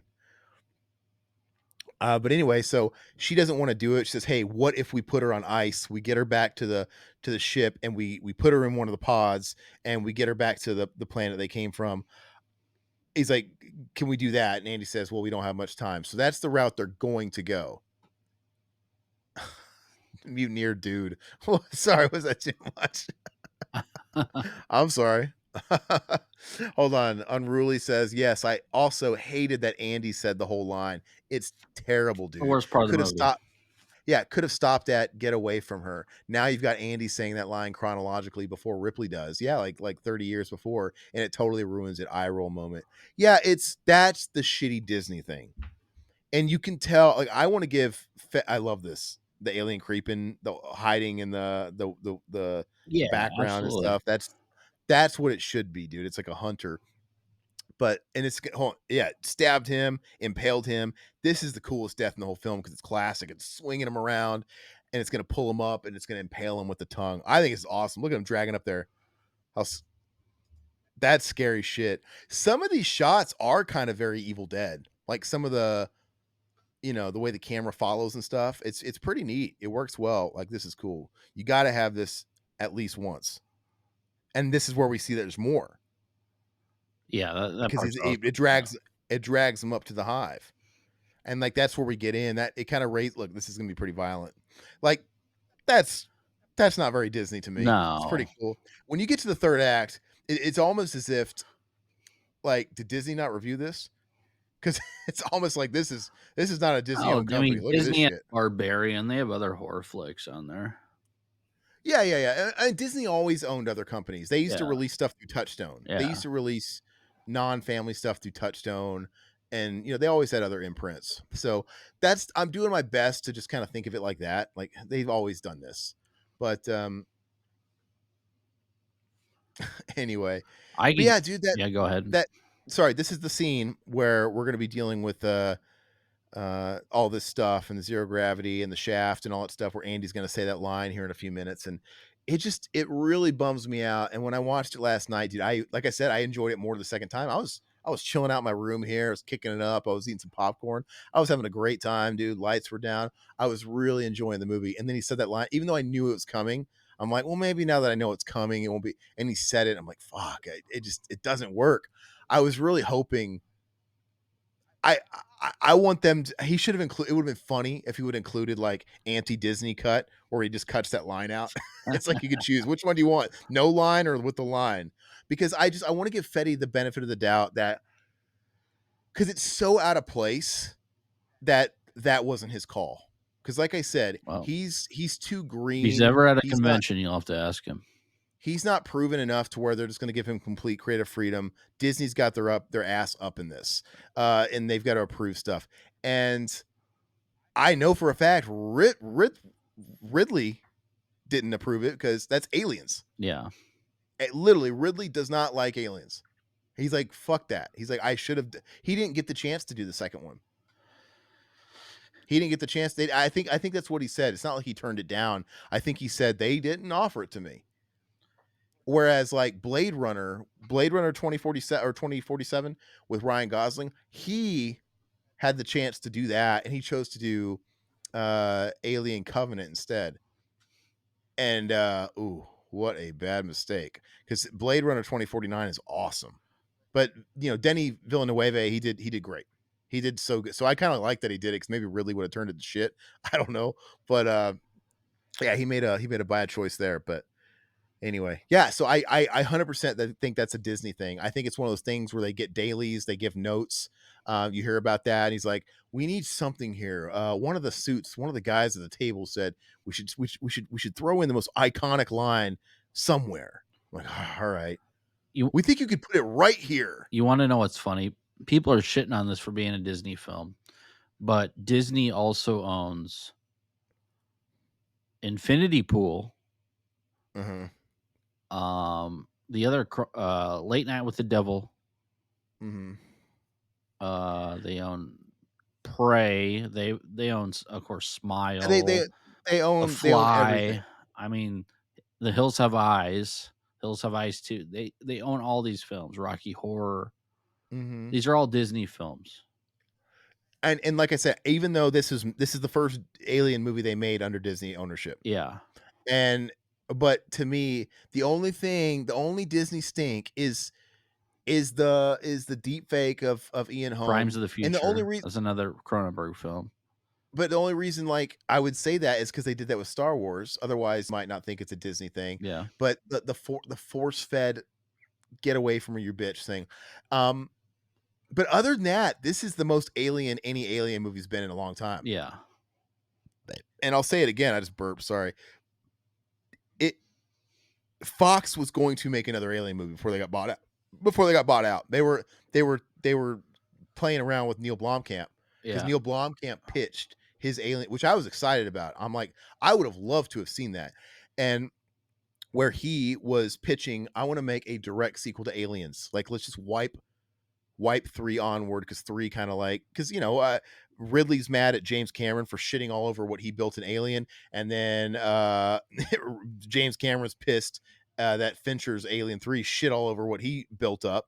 It's just it goes on and on and on. But he was going to make a movie where it starred as if Michael Biehn Hicks never died, and it stars older Ripley and Hicks, and I thought, what a great idea. Like I'm down for it because they're going to make it anyway. And if a credible director like Neil Blomkamp doesn't throw his hat in the race, they're going to still make alien movies. It's Yeah. not like, oh, if he didn't do that fucker, they would have left it alone. No. So I would rather people make good movies because they're gonna make, you know what I'm saying? Absolutely. They're Oh, gonna yeah. make them. Let's see. Disney is the alien, and its goal is to assimilate all pop culture and turn it to shite. Pretty much. No, No, they are abusive. yeah. Oh, 100%. It's the problem is, I think all companies are like this. It's just the problem that Disney owns them all now. They're buying up everything. They're a Yeah, I monopoly. mean, like I Yeah. said, Fox was gonna make another Alien movie. It's just that Disney owns everything now. The only example is they really fucking turned a trick on Star Wars, man. Yeah. That because that and granted, they are leaving money on the table. It's like Star Wars was just laying dormant for so long in between the first trilogy and the second trilogy. I get it. There's money to be made there, but and people were excited when they launched that new trilogy. But then it's like, Hey, we're gonna give you a Solo movie. We're gonna give you all 3 million TV shows. Baby Yoda. We're gonna you know that character everybody loves so much, Boba Fett. We're gonna give him his own show on Disney, and we're gonna make him old, fat, out of shape, and we're gonna show you his face and give him a backstory. It's like what the fuck? People, I don't like Star Wars, but people love Boba Fett because he was nameless. He was a bounty hunter that had no story. He was a mystery, and you never saw his face. And he had no. But now it's like you give them a story, you give them like morality. It's like that's not who the people liked. What the hell? Disney owns Die Hard. They own Fight Club. They own Blood In and Blood Out. They own everything, man. Blood out. Yeah, no, I'm dead serious, Yeah. man. They own Yeah, everything, dude. it's a problem. They don't own Warner properties, obviously. No, not yet. Time Warner. I mean, Time owns it. Disney would have to buy Time Warner. Which That's a huge company. But they might. anyway, okay. So Kay is getting away on a pod, and you got it's so funny because Rook locked the others out. Because I can't remember. I don't know if it's one of these things where we've got Kay on there and she has the black goo. I don't remember what's going on, but he doesn't let him through, and he's telling Kay. I think it's really cool where he's basically mother now, patching into these monitors, talking to people, and he's telling Kay, "Hey, the other two, they're dead. They died so you could survive. So survive." And I think it's I don't know if it's implied that Rook told her to use it because the next time we see her, she's infected herself with the serum. So I I think maybe you can make that conclusion, right? That Rook maybe told her to do Yeah, it.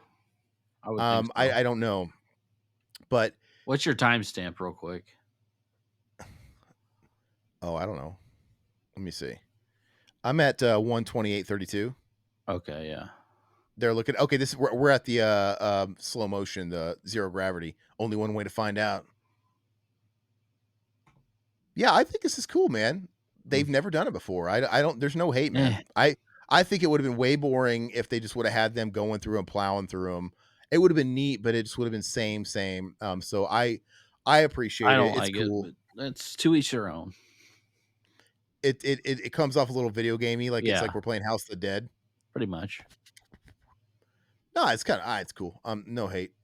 And I don't know what else could they have done. What do you think they should have did? I don't know, but they just didn't do it for me, It's man. giving you a little bit of everything. So you have one moment of gunfire and sort of that little bit of taste of action and the alien. This is the only time you see aliens getting fucked up. This is it. I'd rather see their So face get melted from this acid. what is this, Terminator? Yeah. You mean it's like a lava factory? Like a lava. Why do they call it that group we're in? Why do they call it the lava factory? It's a steel mill Probably, I don't know, dude. because it just looks like lava as your kid. Those Like it's a people are lava so factory. funny. Yeah, they just show pictures of Sarah Connor watching a television of her getting railed. So now there's all this like floating green cum, and she's like, "Oh shit! Now I got to like swim through this." I think it's cool. I think it you know it presents another problem she's got to get through. I think it's neat, and I think it's cool how she uses the gun. She's gonna like float into the fucking cum, and she like hits the gun to like make her float down. It is kind of like a video game, like video game mechanics. And I didn't play the game, so for all I know, this kind of shit did happen in the game. But I think it's neat. Let's see. Unruly. It was the equivalent to Royce replicating "Come on, do it, kill me" at the end of Predators. Replicating the Dutch scene from Predator. That was annoying too, but nowhere near as egregious as this one. Yeah, they've always done that with sequels. Like it's not a Disney thing. It's not exclusive to them. You know, they've all. I'll be back. You know, actually, did is that just Mandela effect? Did the Terminator even say "I'll be back" in the second one? So the first one, it was "I'll be back" was the iconic line. In the second one, it was "Hasta la vista, baby." I don't even think he said "I'll be back" in T2. Yeah, he did. Where did he say it? Uh, It was "Hasta la vista, baby" was the no, big no, catchphrase the second one. I don't think he said "I'll be back." I think it's Mandela effect. I think you've convinced yourself. no. He said it. Lies. Prove it. It's a different T800. It makes sense why he wouldn't have said it because he didn't pick that up. John taught him "Hasta la vista, baby." No, So he got it. where he's carrying the Gatling gun, dude. Right? When he turned no he doesn't. He said you can't kill anybody. He says, you promise, you swear. He's like, trust He me. He says, says, trust me. "Stay here. I'll be back." Said by the Terminator to Sarah and John Connor during the escape from the Cyberdyne building. Yeah, where he's carrying the minigun. God, well, you don't even catch that because it's just natural speech. Well, they did it really well, No, but I don't, I knew he said it in Terminator 2. because the one they were doing was Hasta La Vista Baby. That was the big one for T2. Yeah. Anyway, Well, I you mean, they know, have the catchphrase of the second one, yeah. and instead of asshole, it was dickwad. Which Anyway, he used that in multiple movies too. yeah, Unruly got us there. He said, I'll be back in the T2 in the gas mask Yeah. scene. Wow. I didn't know if I was convincing myself, but if they did it, which they did, now I remember it, they did it in a natural sense to where it wasn't necessarily, it didn't come off egregious like, oh, this is a forced callback. Because, it's, what else are you going to say when you say, I'll be back? You could say, I'll be right back. But, that would be weird for a Terminator who's very robotic in speech to say, I'll be right back. That sounds weird. Like, I'll be back. He also, Sarah Connor says it in Terminator Dark Fate. Oh, I know. It's cringe in Dark Fight. I'll be back. She says it like that, and it's really, and she says it just like that. I'll be back. And they have it like close up on her. It's like, come on. Yeah, Dark Fate sucked. Did you ever watch that? No, I didn't watch that. Hey, look, I wondered this part. So I thought it was really cool how she's falling. The alien catches her with the tail, and you're thinking, okay, it wants to maybe cocoon her, but no, it's a threat later. So why didn't it just stab her? Yeah, Why did it just I impale didn't her? like that at all. Maybe. Well, I'm not saying I don't like it. It's fine. I didn't like it. Maybe it couldn't like stab her as she was falling. Maybe it was easier for it to catch her first. Maybe that's what it is. I don't know. I'm trying to make too much sense out of what the aliens do. The alien wanted one final battle. I don't know if this is a callback to Resurrection, but it does kind of remind you of the Resurrection ladder because the aliens crawling up. But this is cool. You don't like how the fucking elevator thing falls down and crushes all of them like in one blow. He doesn't even have a scratch on him. The alien blood, Who? acid blood doesn't do shit. But what are you talking about? That's not where we're at. The Yeah, fucking shaft fell and crushed all the aliens. I'm at 134. Okay, I'm at 134 too, but that we're not at that part. I was talking about how the fucking alien shaft fell and was crushing all the aliens. You started talking about it doesn't have a scratch on them. Like, what are you talking about? We're not there yet. Well, You're talking about something different. no, he had the gun or whatever, and he's blowing away the xenomorph. He's gonna do that now. Look, right now. That's happening right now, Todd. Oh, maybe I'm a few seconds ahead of you. Sorry. No, he's doing it right now. Is he on him with a gun right now, shooting him? No, they're on the ship. They're back on the ship. How are you so far ahead? Let me pause it. I don't know. No, don't pause it because you're gonna get mixed up. He just shot him. He just said, "Bitch, you bitch." Yeah, Let's just go back like 10 seconds or something. Whatever. I don't know how far ahead you are, or just I don't know. You're gonna be. I'm good now. You are good. Where are you at? Because I don't want you to like start saying stuff because we're getting to the good stuff, and I don't want you to start talking about stuff that we're not at yet. Todd, I'm at right now. 135.07. I'm at 135.15. Okay. Yeah, I don't know why. That's why I don't trust these services like Voodoo or Yeah. Fandango, and they're always a little off. It's the way they are. I don't understand it because nobody's had any buffering. It's just I don't really get how it works with these. That's why I try not to use like these to watch for these commentaries. Uh, it's only cool when Arnie says it. It's more his thing than a specific movie thing. Yeah, you can't. It doesn't work, dude. You can't have old ass fucking Linda Hamilton saying, "I'll be back." She wasn't around in T1. You can't tell me that in the gas mask scene she took that. Like, oh, you remember that time when the Terminator gave us gas masks that he'd be right back and he said I'll be back? Do you remember? Like, that's just something casual people say. Like, it's you know what I Can you mean? Like, put that on my 8x10 when yeah, you it's said like I'll it's be like back? one time Todd told me he was gonna go use the shitter real quick when I was at his house, and I'm like, am I gonna do that callback one day? I'll be right back. I'm gonna go use the shitter. Bum bum bum bum bum. Because he said it once. Okay, so I sent you a link earlier about the Missouri Comic Con. It's in Oh, Springfield, Missouri. and it's got all the turtles. And what's it? It's got Fort Feldman. That one doesn't. So that one's in DC. Oh, But the other one has Elizabeth Berkley, and it has Chris Sarandon, has the Hardy Boys, Rose McGowan. I'm like, they're pulling this in Springfield, Missouri. This is better than the one in Kansas City, dude. yeah, that is kind of big. I remember Branson had a convention, Jason but they were putting. Mewes. I mean, Oh, really? yeah, That is pretty big. Is that a big enough market to pull people in? Well, in Springfield, you're going to get that's right on the border of Arkansas and Oklahoma, so you're going to pull in from probably all three states. So that's maybe, true. but yeah, Branson, Missouri had a Comic Con they were doing. It was really small, and it was you know, before I moved, they had Ernie Hudson, and he was like the big one, and they had like nobody else. It's it's small where it's just like artists and stuff. Yeah.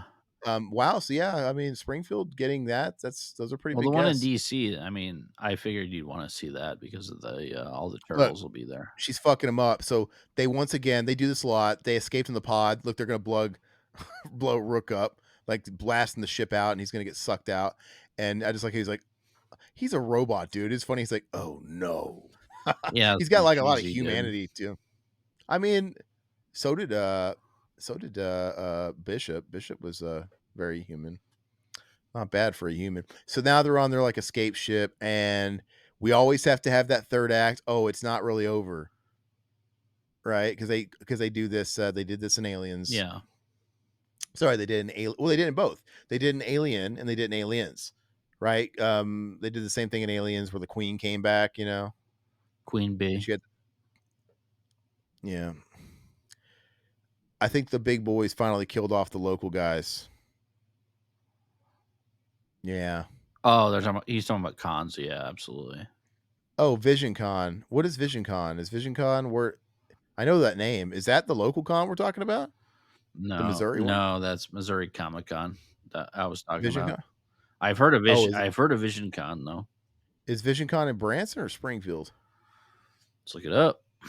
All right, so look, so they're on the pod, and she sees K's in the pod, but she sees her like convulsing inside the pod, and she sees that she jabbed herself. Well, that shit fucking mutated her, and now we're gonna get the big thing, which is great, man, because this scene's awesome. I get it. It's kind of a homage to Resurrection, but it's even creepier than Resurrection, dude. The whole theater was like when I saw it, like, oh, everyone's like disgusted. Like this is Disney for you. Look at this. Yeah, yeah, that's She's pretty giving good. birth. I mean, it's gross, dude. And going back to the original movie where they just cast a really tall guy, skinny tall guy to play the big chap, they did the same thing with this guy. You've seen that floating around, the actor that played this alien, Yeah, the basketball player, the yeah, yeah, European yeah. basketball guy, the freak. Yeah, it's awesome, dude. And once again, tying it back to Prometheus, she injected the goo. This thing kind of looks like a little bit like the engineers from Prometheus, Hmm. which would make sense because if the humans came from the engineers too, it would make sense that this shit fused with a human would kind of share humanoid features with like the engineer. I think it's really look. She like get rid of it and she sees the baby coming out. She doesn't know what to think and it melting to the ground, dude. I think it's super creepy. She's gonna go fucking look at it falling, dude. She's gonna go looking for this shit. Well, it's on the escape ship with him. He's like, yeah, I gotta go fucking take care of this, man. Uh, Yeah. Vision So Con is in Springfield, Missouri. It's like uber nerd look, like stuff. but yeah, it said Mutineer says, well, it was in Branson for a few years, so it's in Springfield now. It's yeah, it's Vision uber Con is nerd. what I was thinking about. Well, it's smart for It's them to move anime it to stuff. Springfield. It's like your stuff. I don't like fuck what It's fucking talking about. uh Lego Masters and anime. It looks like. But Vision Con will pull a few guests. Yeah, But yeah, it's a small con where they'll just get artists and stuff like yeah, that, maybe voice actors yeah. from like anime and stuff. It's the talking about the black goo. Unruly says it's more paying respect to the Prometheus pathogen. It's a goony ass engineer human xeno hybrid. I think it. I I think it looks fantastic. It's creepy as shit. Hmm. But she knows like, hey, we're almost home. She's got a pair of balls on her now. She's gonna go find that thing to kill it.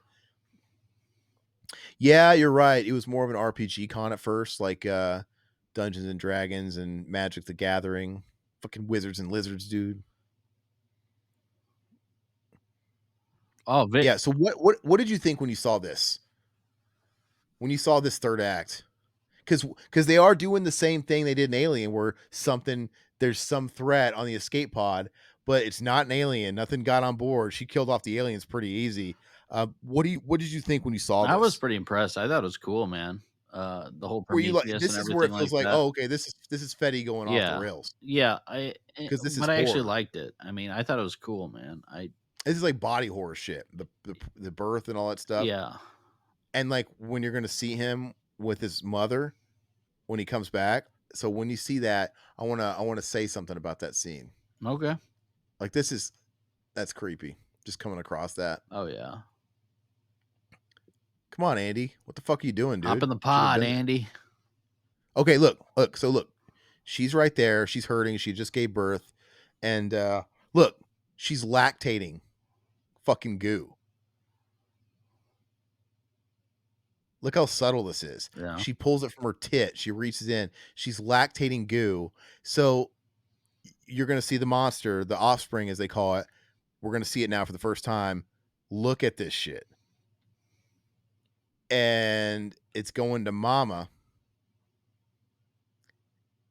And this is supposed to be some Romulus shit where like the fucking wolf was feeding the children and shit like that. But so they don't show it. This is a creepy design. They don't show it because this had to have been a Disney cut, but because it looks like it's just eating her neck. Yeah. But he's breastfeeding. Yeah. He's sucking her tit and she's like fucking dead. Her dead tit. And that's pretty gnarly, man. And I don't know why like they crossed the line there. It's like we watched dripping pussies. We watched her give birth to this fucking thing. Look at that guy, dude. But yeah, we can't make The it a little back more of obvious Robert that he's Englund's head, dude. it did. It looked like the fucking yeah, it really does. I was thinking too. Look at his tongue. This is this is You creepy. He's gonna have that. remember me? Look at that. That's like straight up like a Danzig cover, Yeah. which Danzig 3, How the Gods Kill You was like that forked tongue. that was actually an HR Giger cover art, so makes sense. But total Giger. Every time I see that white goo coming out of Andy's mouth, looks like he just got done sucking a dick. You were too late, Rain. They got to me. If you only here a moment sooner. Uh, Okay, look. So look how it's like eating her. It almost kind of the way they angled it looks like it's like just chewing on her Dracula style, yeah. but it's breastfeeding. And I think they could have made it even more obvious personally. Oh. But I feel like that was probably something they edited out. Oh, I'm sure they did. Yeah. But I mean, obviously them showing her with the lactating breast was enough, but that's some weird shit, dude. It's hungry. Look look at that. Look how big that guy is. He needs some nourishment. Look at that. He needs like freaking skin and bones. Well, he's still growing, man. That guy, Mhm. I like how I think I noticed too on the back of him, his tail's like fucking crooked, like his tail's like left to center on his ass. He's like a little bit of a genetic defect. I think it's cool. And that's one thing they didn't do in the resurrection. He's got those like things on his back, but they're not fully developed like the aliens have. It's Mhm. like tube things, but it's just like the holes, the craters. It's gross, dude. Yeah, that's right, thirsty boy. Let's Smell see. that crater. Definitely creepier than the newborn and resurrection. Resurrection is the worst in the franchise for me. I do think, yeah, I think it's creepier than the resurrection, but I do think The hi- Alec Gillis the hive is the best design, part in the the resurrection. That's Alec it. Gillis design of the newborn is cool. I think this is just way creepier. Yeah. Yeah, you caught the black breast milk too. He came back for the teat. It's so gross, dude. Yeah. Yeah. Well, what's funny is I didn't catch it on the first watch. The black breast milk, I caught that last night on my second watch. Mm. Did you notice that the first time? No. Yeah, there's like all kinds of stuff in that you'll catch Yeah. every time you watch it. But I'm like, because there's just so much going on and there's so much tension in that scene. But yeah, she reaches into her tit. It's like, what the fuck? And yeah, once you figure that out, then it's like, oh, it's breastfeeding. It's not just fucking gnawing on her neck. Yep. Yeah, this is cool. So, of course, she's got to escape. So why does this movie get so much hate? Is what I want to Look, know. I love that this is pure monster movie, man. Just like now they're gonna have to use a little bit of CGI when they show the fucking creature getting disintegrated in space or whatever when it's like hanging out and it's just getting destroyed, obviously. But why did it get so much hate? I don't know because I think people are just it's an easy target. It's easy to hate Disney. I hate Disney. Oh, It's easy everybody to hates Disney. Yeah. you hate it from the get go because of what it is. It's the first Disney. It's the first Alien movie under the Disney acquisition, so it's like you just kind of hate it already. But I think everybody kind of accuses this stuff as being like what's it called? The Force Awakens when they because that's Oh, they think about the Force Awakens like, oh, well, they came out swinging with Force Awakens, they played it safe, they just rested on the laurels of the first movie that made the franchise famous, and then it went to shit, and they started milking it. So I think that movie, that whole Star Wars thing, just left a bad taste in everybody's mouth, frankly. So it's like it's easy to say, hey, this is just fucking Force Awakens aliens.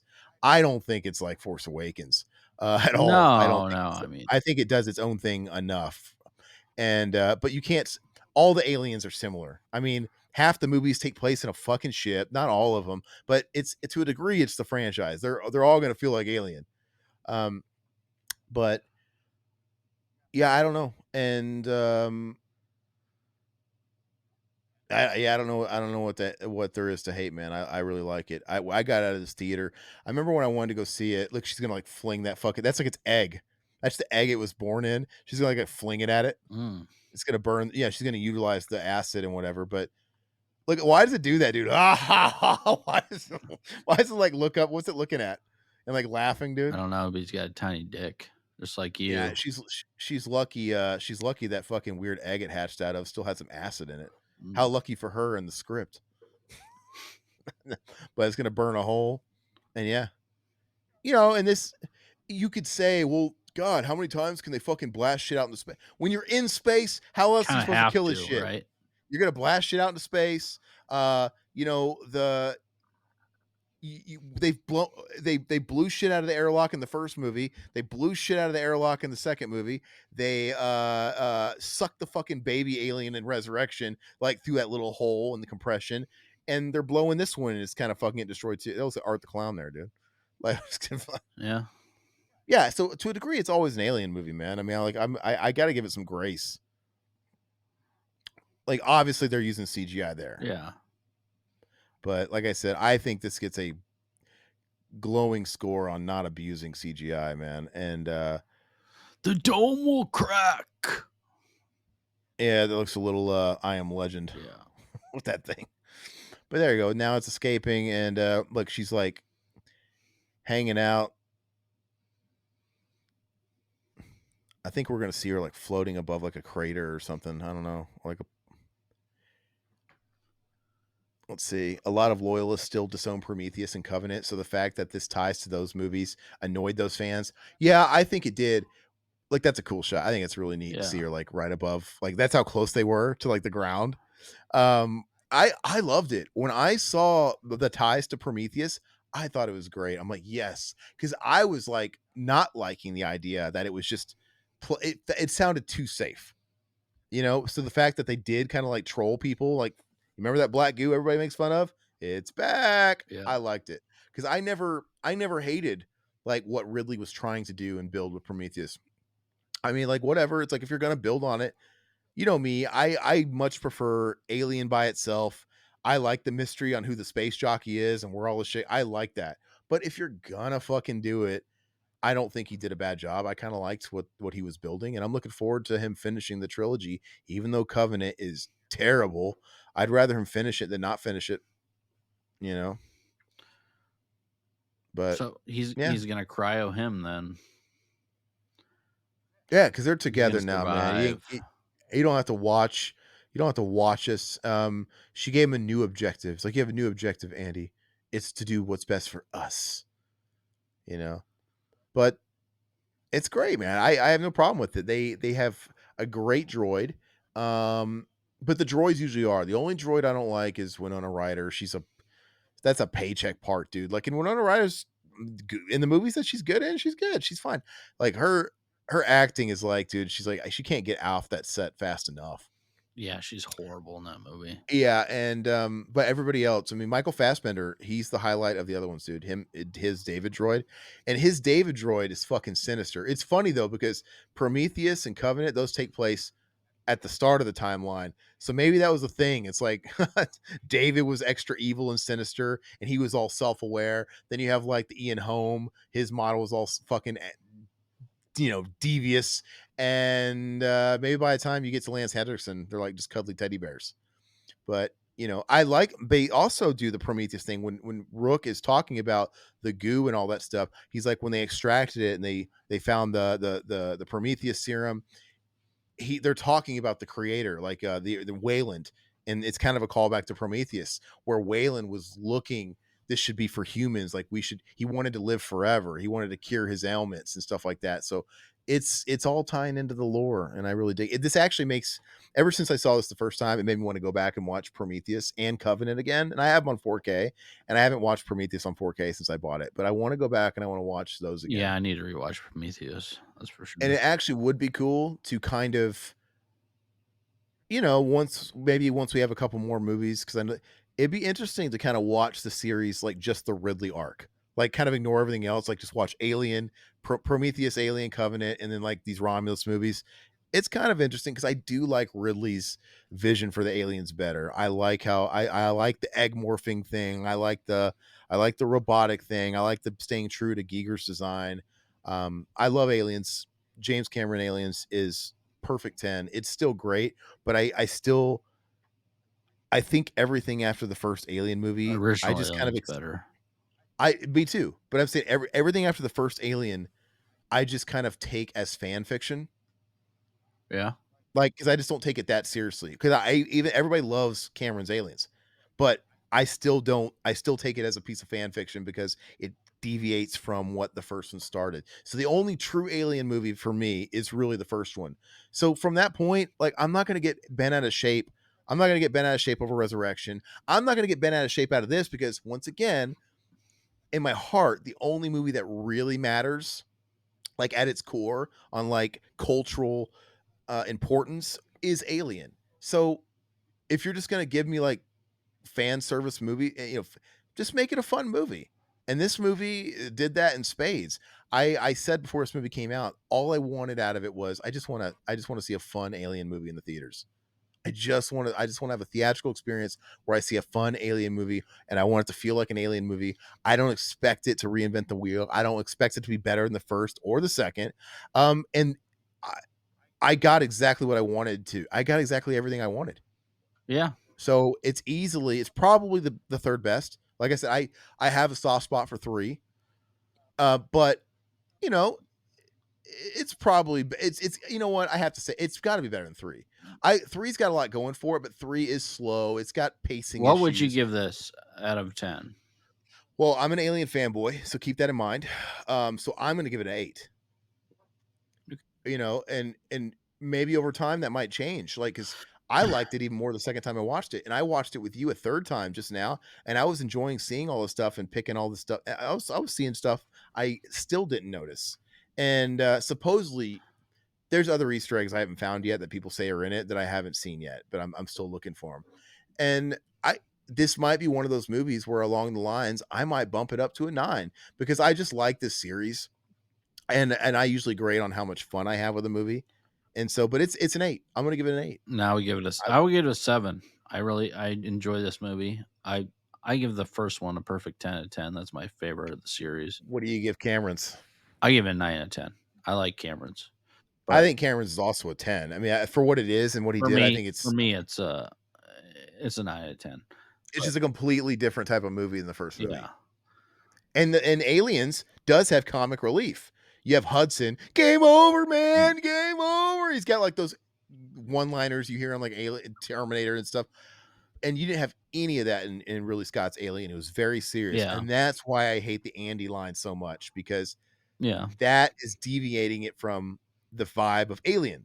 It had it going for it until he says, "You bitch." I'm like, ah, But So, this is very enjoyable. I don't know why he gets so much hate from and if some if people. people want to consider this like the same kind of route they do with Force Awakens.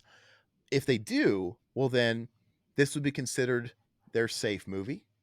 And if they want to follow the trajectory they did with Force Awakens, the second one they did, was it The Last Jedi? What was the second one? The one with that Ryan Johnson did. That one did not feel like that. Felt like they did his own thing. Ryan Johnson directed it, and people hated it. And I saw it. I'm not a big Star Wars fan, and except for that whole fucking pit Was it stop, Rogue like One?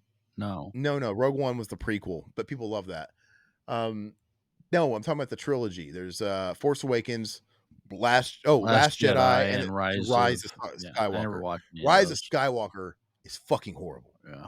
because J.J. Abrams did the first one, and it was just a rehash of the first movie of New I Hope. watched that one too. That was okay. It was safe. Yeah. It was New Hope, and then Ryan Johnson, who did Looper, and Knives Out, he directed Last Jedi, which they've reestablished Star Wars as they were trying to give it the credibility it had before the prequel trilogy. And Ryan Johnson kind of did his own thing, and there was some wacky shit in it that people were shitting about. But I'm like, I don't know, I thought it was fine. Like it didn't offend me. Like he's doing different stuff. And I remember in that movie, there's this whole period of the middle that bogs it down where they go to like some casino planet that I'm like, yeah, that was boring me. And they injected that one, they were trying to give like that one Asian actress a love arc with Finn, the stormtrooper guy, that felt a little it wasn't perfect. But anyway, what I'm trying to get at is they played it safe with the first one and they gave liberties with the second one. So now that this movie was a hit, they've reintroduced the fan base to the series. Like, okay, oh, it's Alien again. None of this weird shit like you saw. Great. Now maybe they'll give Fede Alvarez a little bit of a more creative license to do something different now. Like, okay, now give us a movie like what I was telling you about. Like, let's be on the colony. Let's be outdoor, something. Because she's going to that planet she was going to. That's where she was going. She's reroute. She was supposed to be going to the company, and that's what she patched in and told Rook there before she blew his ass out into space. Like, change of plans. We're not going back to Earth. So we're not going back to the company.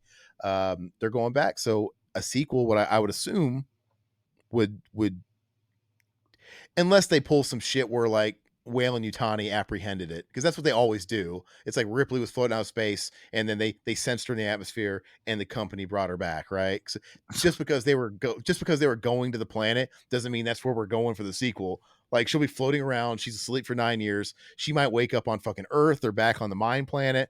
You never know. But just hopefully they do Hey, something cool with you it. never know. Yeah. Okay. So movie's over. I thought it was great. What did you guys all think of it? I mean, I know not everybody's seen it. Did you say what you thought about it, Unruly? I know you hated Resurrection. I think we've established that. Let's see here. We're in the same boat. Ridley needs to finish his prequel trilogy his way. It's his story. People trying to claim it for themselves are ridiculous. Yeah, I mean, exactly. I Prometheus, I thought had its problems, but I liked it when it came out. And I'm like, you know what? This movie has way more going for it than it doesn't. It raises a million more questions, and it doesn't answer any Has of them no that it presented. rewatchability. That's the only problem. Yeah, it just raised so many questions. It was getting too heady, but it didn't answer any of them, and it raised more by the time the movie was over. But you know what? If he was going to build this series that explained it, I was along for the ride. It looks beautiful. It's like, okay, I'll buy. I kind of like this adjacent world idea where there's no xenomorphs. I'll buy. And then he just fucking cucked out and bent over to the studios and called the next one Alien Covenant. It's like, oh, we got to put alien in the title. It's just, I know you want to distance yourself and you're doing this thing, but the fans want xenomorphs, Yeah. and they abandoned it. Did you ever watch Covenant? Did you say you I didn't never watch saw it? that one, no. So Prometheus, they're setting it up with Shaw. Shaw takes David, the head, and they're going to they're going to the planet where the engineers came from. That's exciting because it's like, oh wow, the first movie left us so confused, but that's okay. We're gonna get more. She's gonna get. We know as much as Shaw does, and she's going to get answers. They're going to the planet. That's exciting. But then the next movie comes, and Shaw died off screen. David's on another planet. He crash landed and he killed her. And it's just like what? And he started creating xenomorphs. Like what? Hmm. It's like literally they about face. Say all that shit we were building up promise of Prometheus. The studio stepped in saying, the fans want the fucking aliens. Let's let's rewrite the sequel. All right, how about David crash lands? Shaw's no longer around. He kills her. He kills her kind of like Jason's mom and has a shrine to her. And he created the aliens. It's fucking dumb. And they're all CGI. And we're gonna have Danny Masterson, not Danny Masterson, huh? That's Danny McBride is the ship captain in this. Well, yeah. And you would think, oh, Danny McBride's gonna be it. He's gonna be funny. No, he plays it totally serious. It's kind of an interesting choice. But uh he should finish it.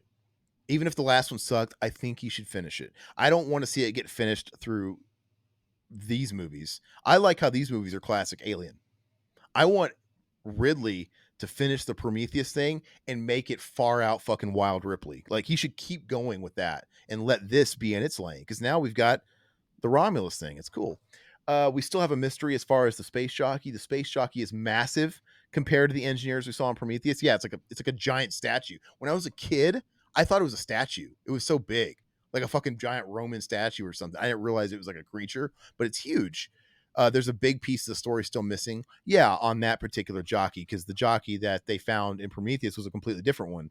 Weren't they like getting at like they were sending out a lot of them? I don't know, but we don't know. Um, Zakito, I thought Poe Dameron was going to end up in the sack with Finn in Force Awakens. Oh, yeah, Wouldn't maybe surprise they me. were probably it is modern day Disney. You know, trash. Mutineer says the Disney Turd Factory plops out more products. Enjoy products, eat products, expel products, re-ingest Pretty products. much. So you don't see you didn't like this movie Mutineer? I don't think he likes. He thinks it's Disney trash. Um, I'm trying. Look, it. I'm going to say it again. I know I'm going to sound like a dead horse here, but or beating a dead horse. Disney, Fox, whoever owned it was going to make alien movies no matter what. So as much as like the odds might be stacked against you, like if I was a guy like Fede Alvarez and I was, I directed first of all, I got my career off the ground by directing a remake to a popular horror franchise. Okay. But then I wanted to establish myself doing my own movie with Don't Breathe, which you did good. I like Don't Breathe. And then they offer me Alien in a post Disney buyout world. That's scary because because I buy it. I watched interviews with him. You could tell he's of a certain age. He was a huge fan of aliens and the alien movies. So that shit Disney's. As a movie watcher, he's got to know that Disney and people have fucked this franchise up along the way. But any director, especially on his level, can't turn it down. I wouldn't. Like if I was a director, it's like you're trying to make your name. It's like, oh, I'd rather be like, I want to be like a Cronenberg. I want to be this guy. Disney comes around like, hey, we want you to Disney direct owns it. Cronenberg now. Well, yeah, but we want you to reboot. We want you to fix the Alien franchise. I know as a fan that like shit, man. I know Disney's gonna have their fucking finger in the pie. They're not gonna give me complete freedom, but I can't say no to this. I have to do my best. Everybody would say yes. So I don't blame Fetty at all for the little things that I told you I have gripes with the movie. It's Disney. It's the company. The company. So Fetty did what any director would do, and I think he did a great job. And I think they got away with a lot because this movie is way more graphic and violent and sexual overtone. Like you haven't like the dripping pussies and all the sexual overtones. This shit hasn't been around since the first one. It is what it is. But I also like Alien 3, Unruly says, but I'm a big Fincher guy also. And you could tell he was going to be great as a director, even with how bad that whole production was. I rank Romulus as my fourth favorite of them all. Oh, okay. So you like, yeah. And that's not a hard task. Like, I don't think it was hard to be the third or fourth best. And, like I said, the thing Alien 3 has going for it for me is time.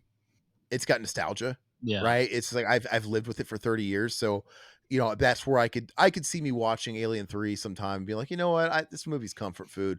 Maybe it's number 3. That's the first one I saw But when I was a kid, so that's yeah, there's something about it. It's comfort food. So if you want to call it the third best or the fourth best, that's cool. I mean, but all this needed to be was the best since at least the original trilogy, if not the first two. And it did that in spades. So I'm happy for it. Aliens doesn't need Ripley. We don't need to bring back 90-year-old geriatric Ripley. We just don't. Like you can tell, just like you could do a fun Terminator movie.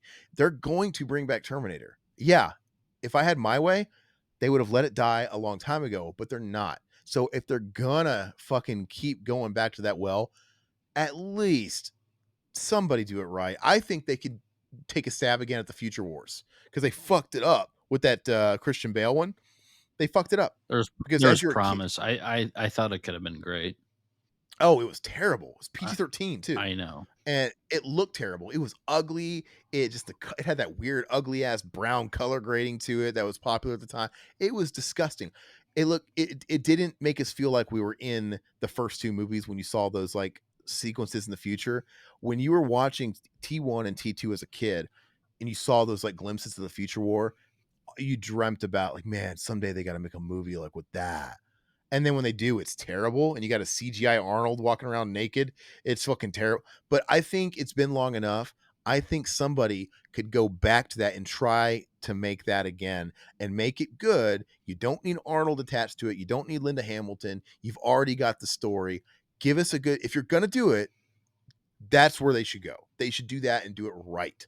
But anyway, last comments and then we're going to close up shop here. Missing pieces are good. More missing pieces, please.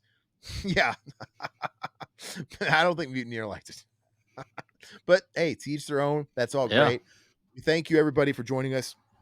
Thank you, Mutineer. We appreciate you. Unruly, it was nice seeing you as well. Hopefully you guys come back. Unruly, we do live streams on Fridays. We typically do film commentaries live on Wednesdays. And everybody that joined us, man, thank you so much. Yeah. Make sure you're liking these and subscribe to the channel if you haven't already. And yeah, we're gonna leave it there, Love guys. you all. Thank you so much. Bye bye. Oh, bye. Douglas jumped. Oh, Jesus, people.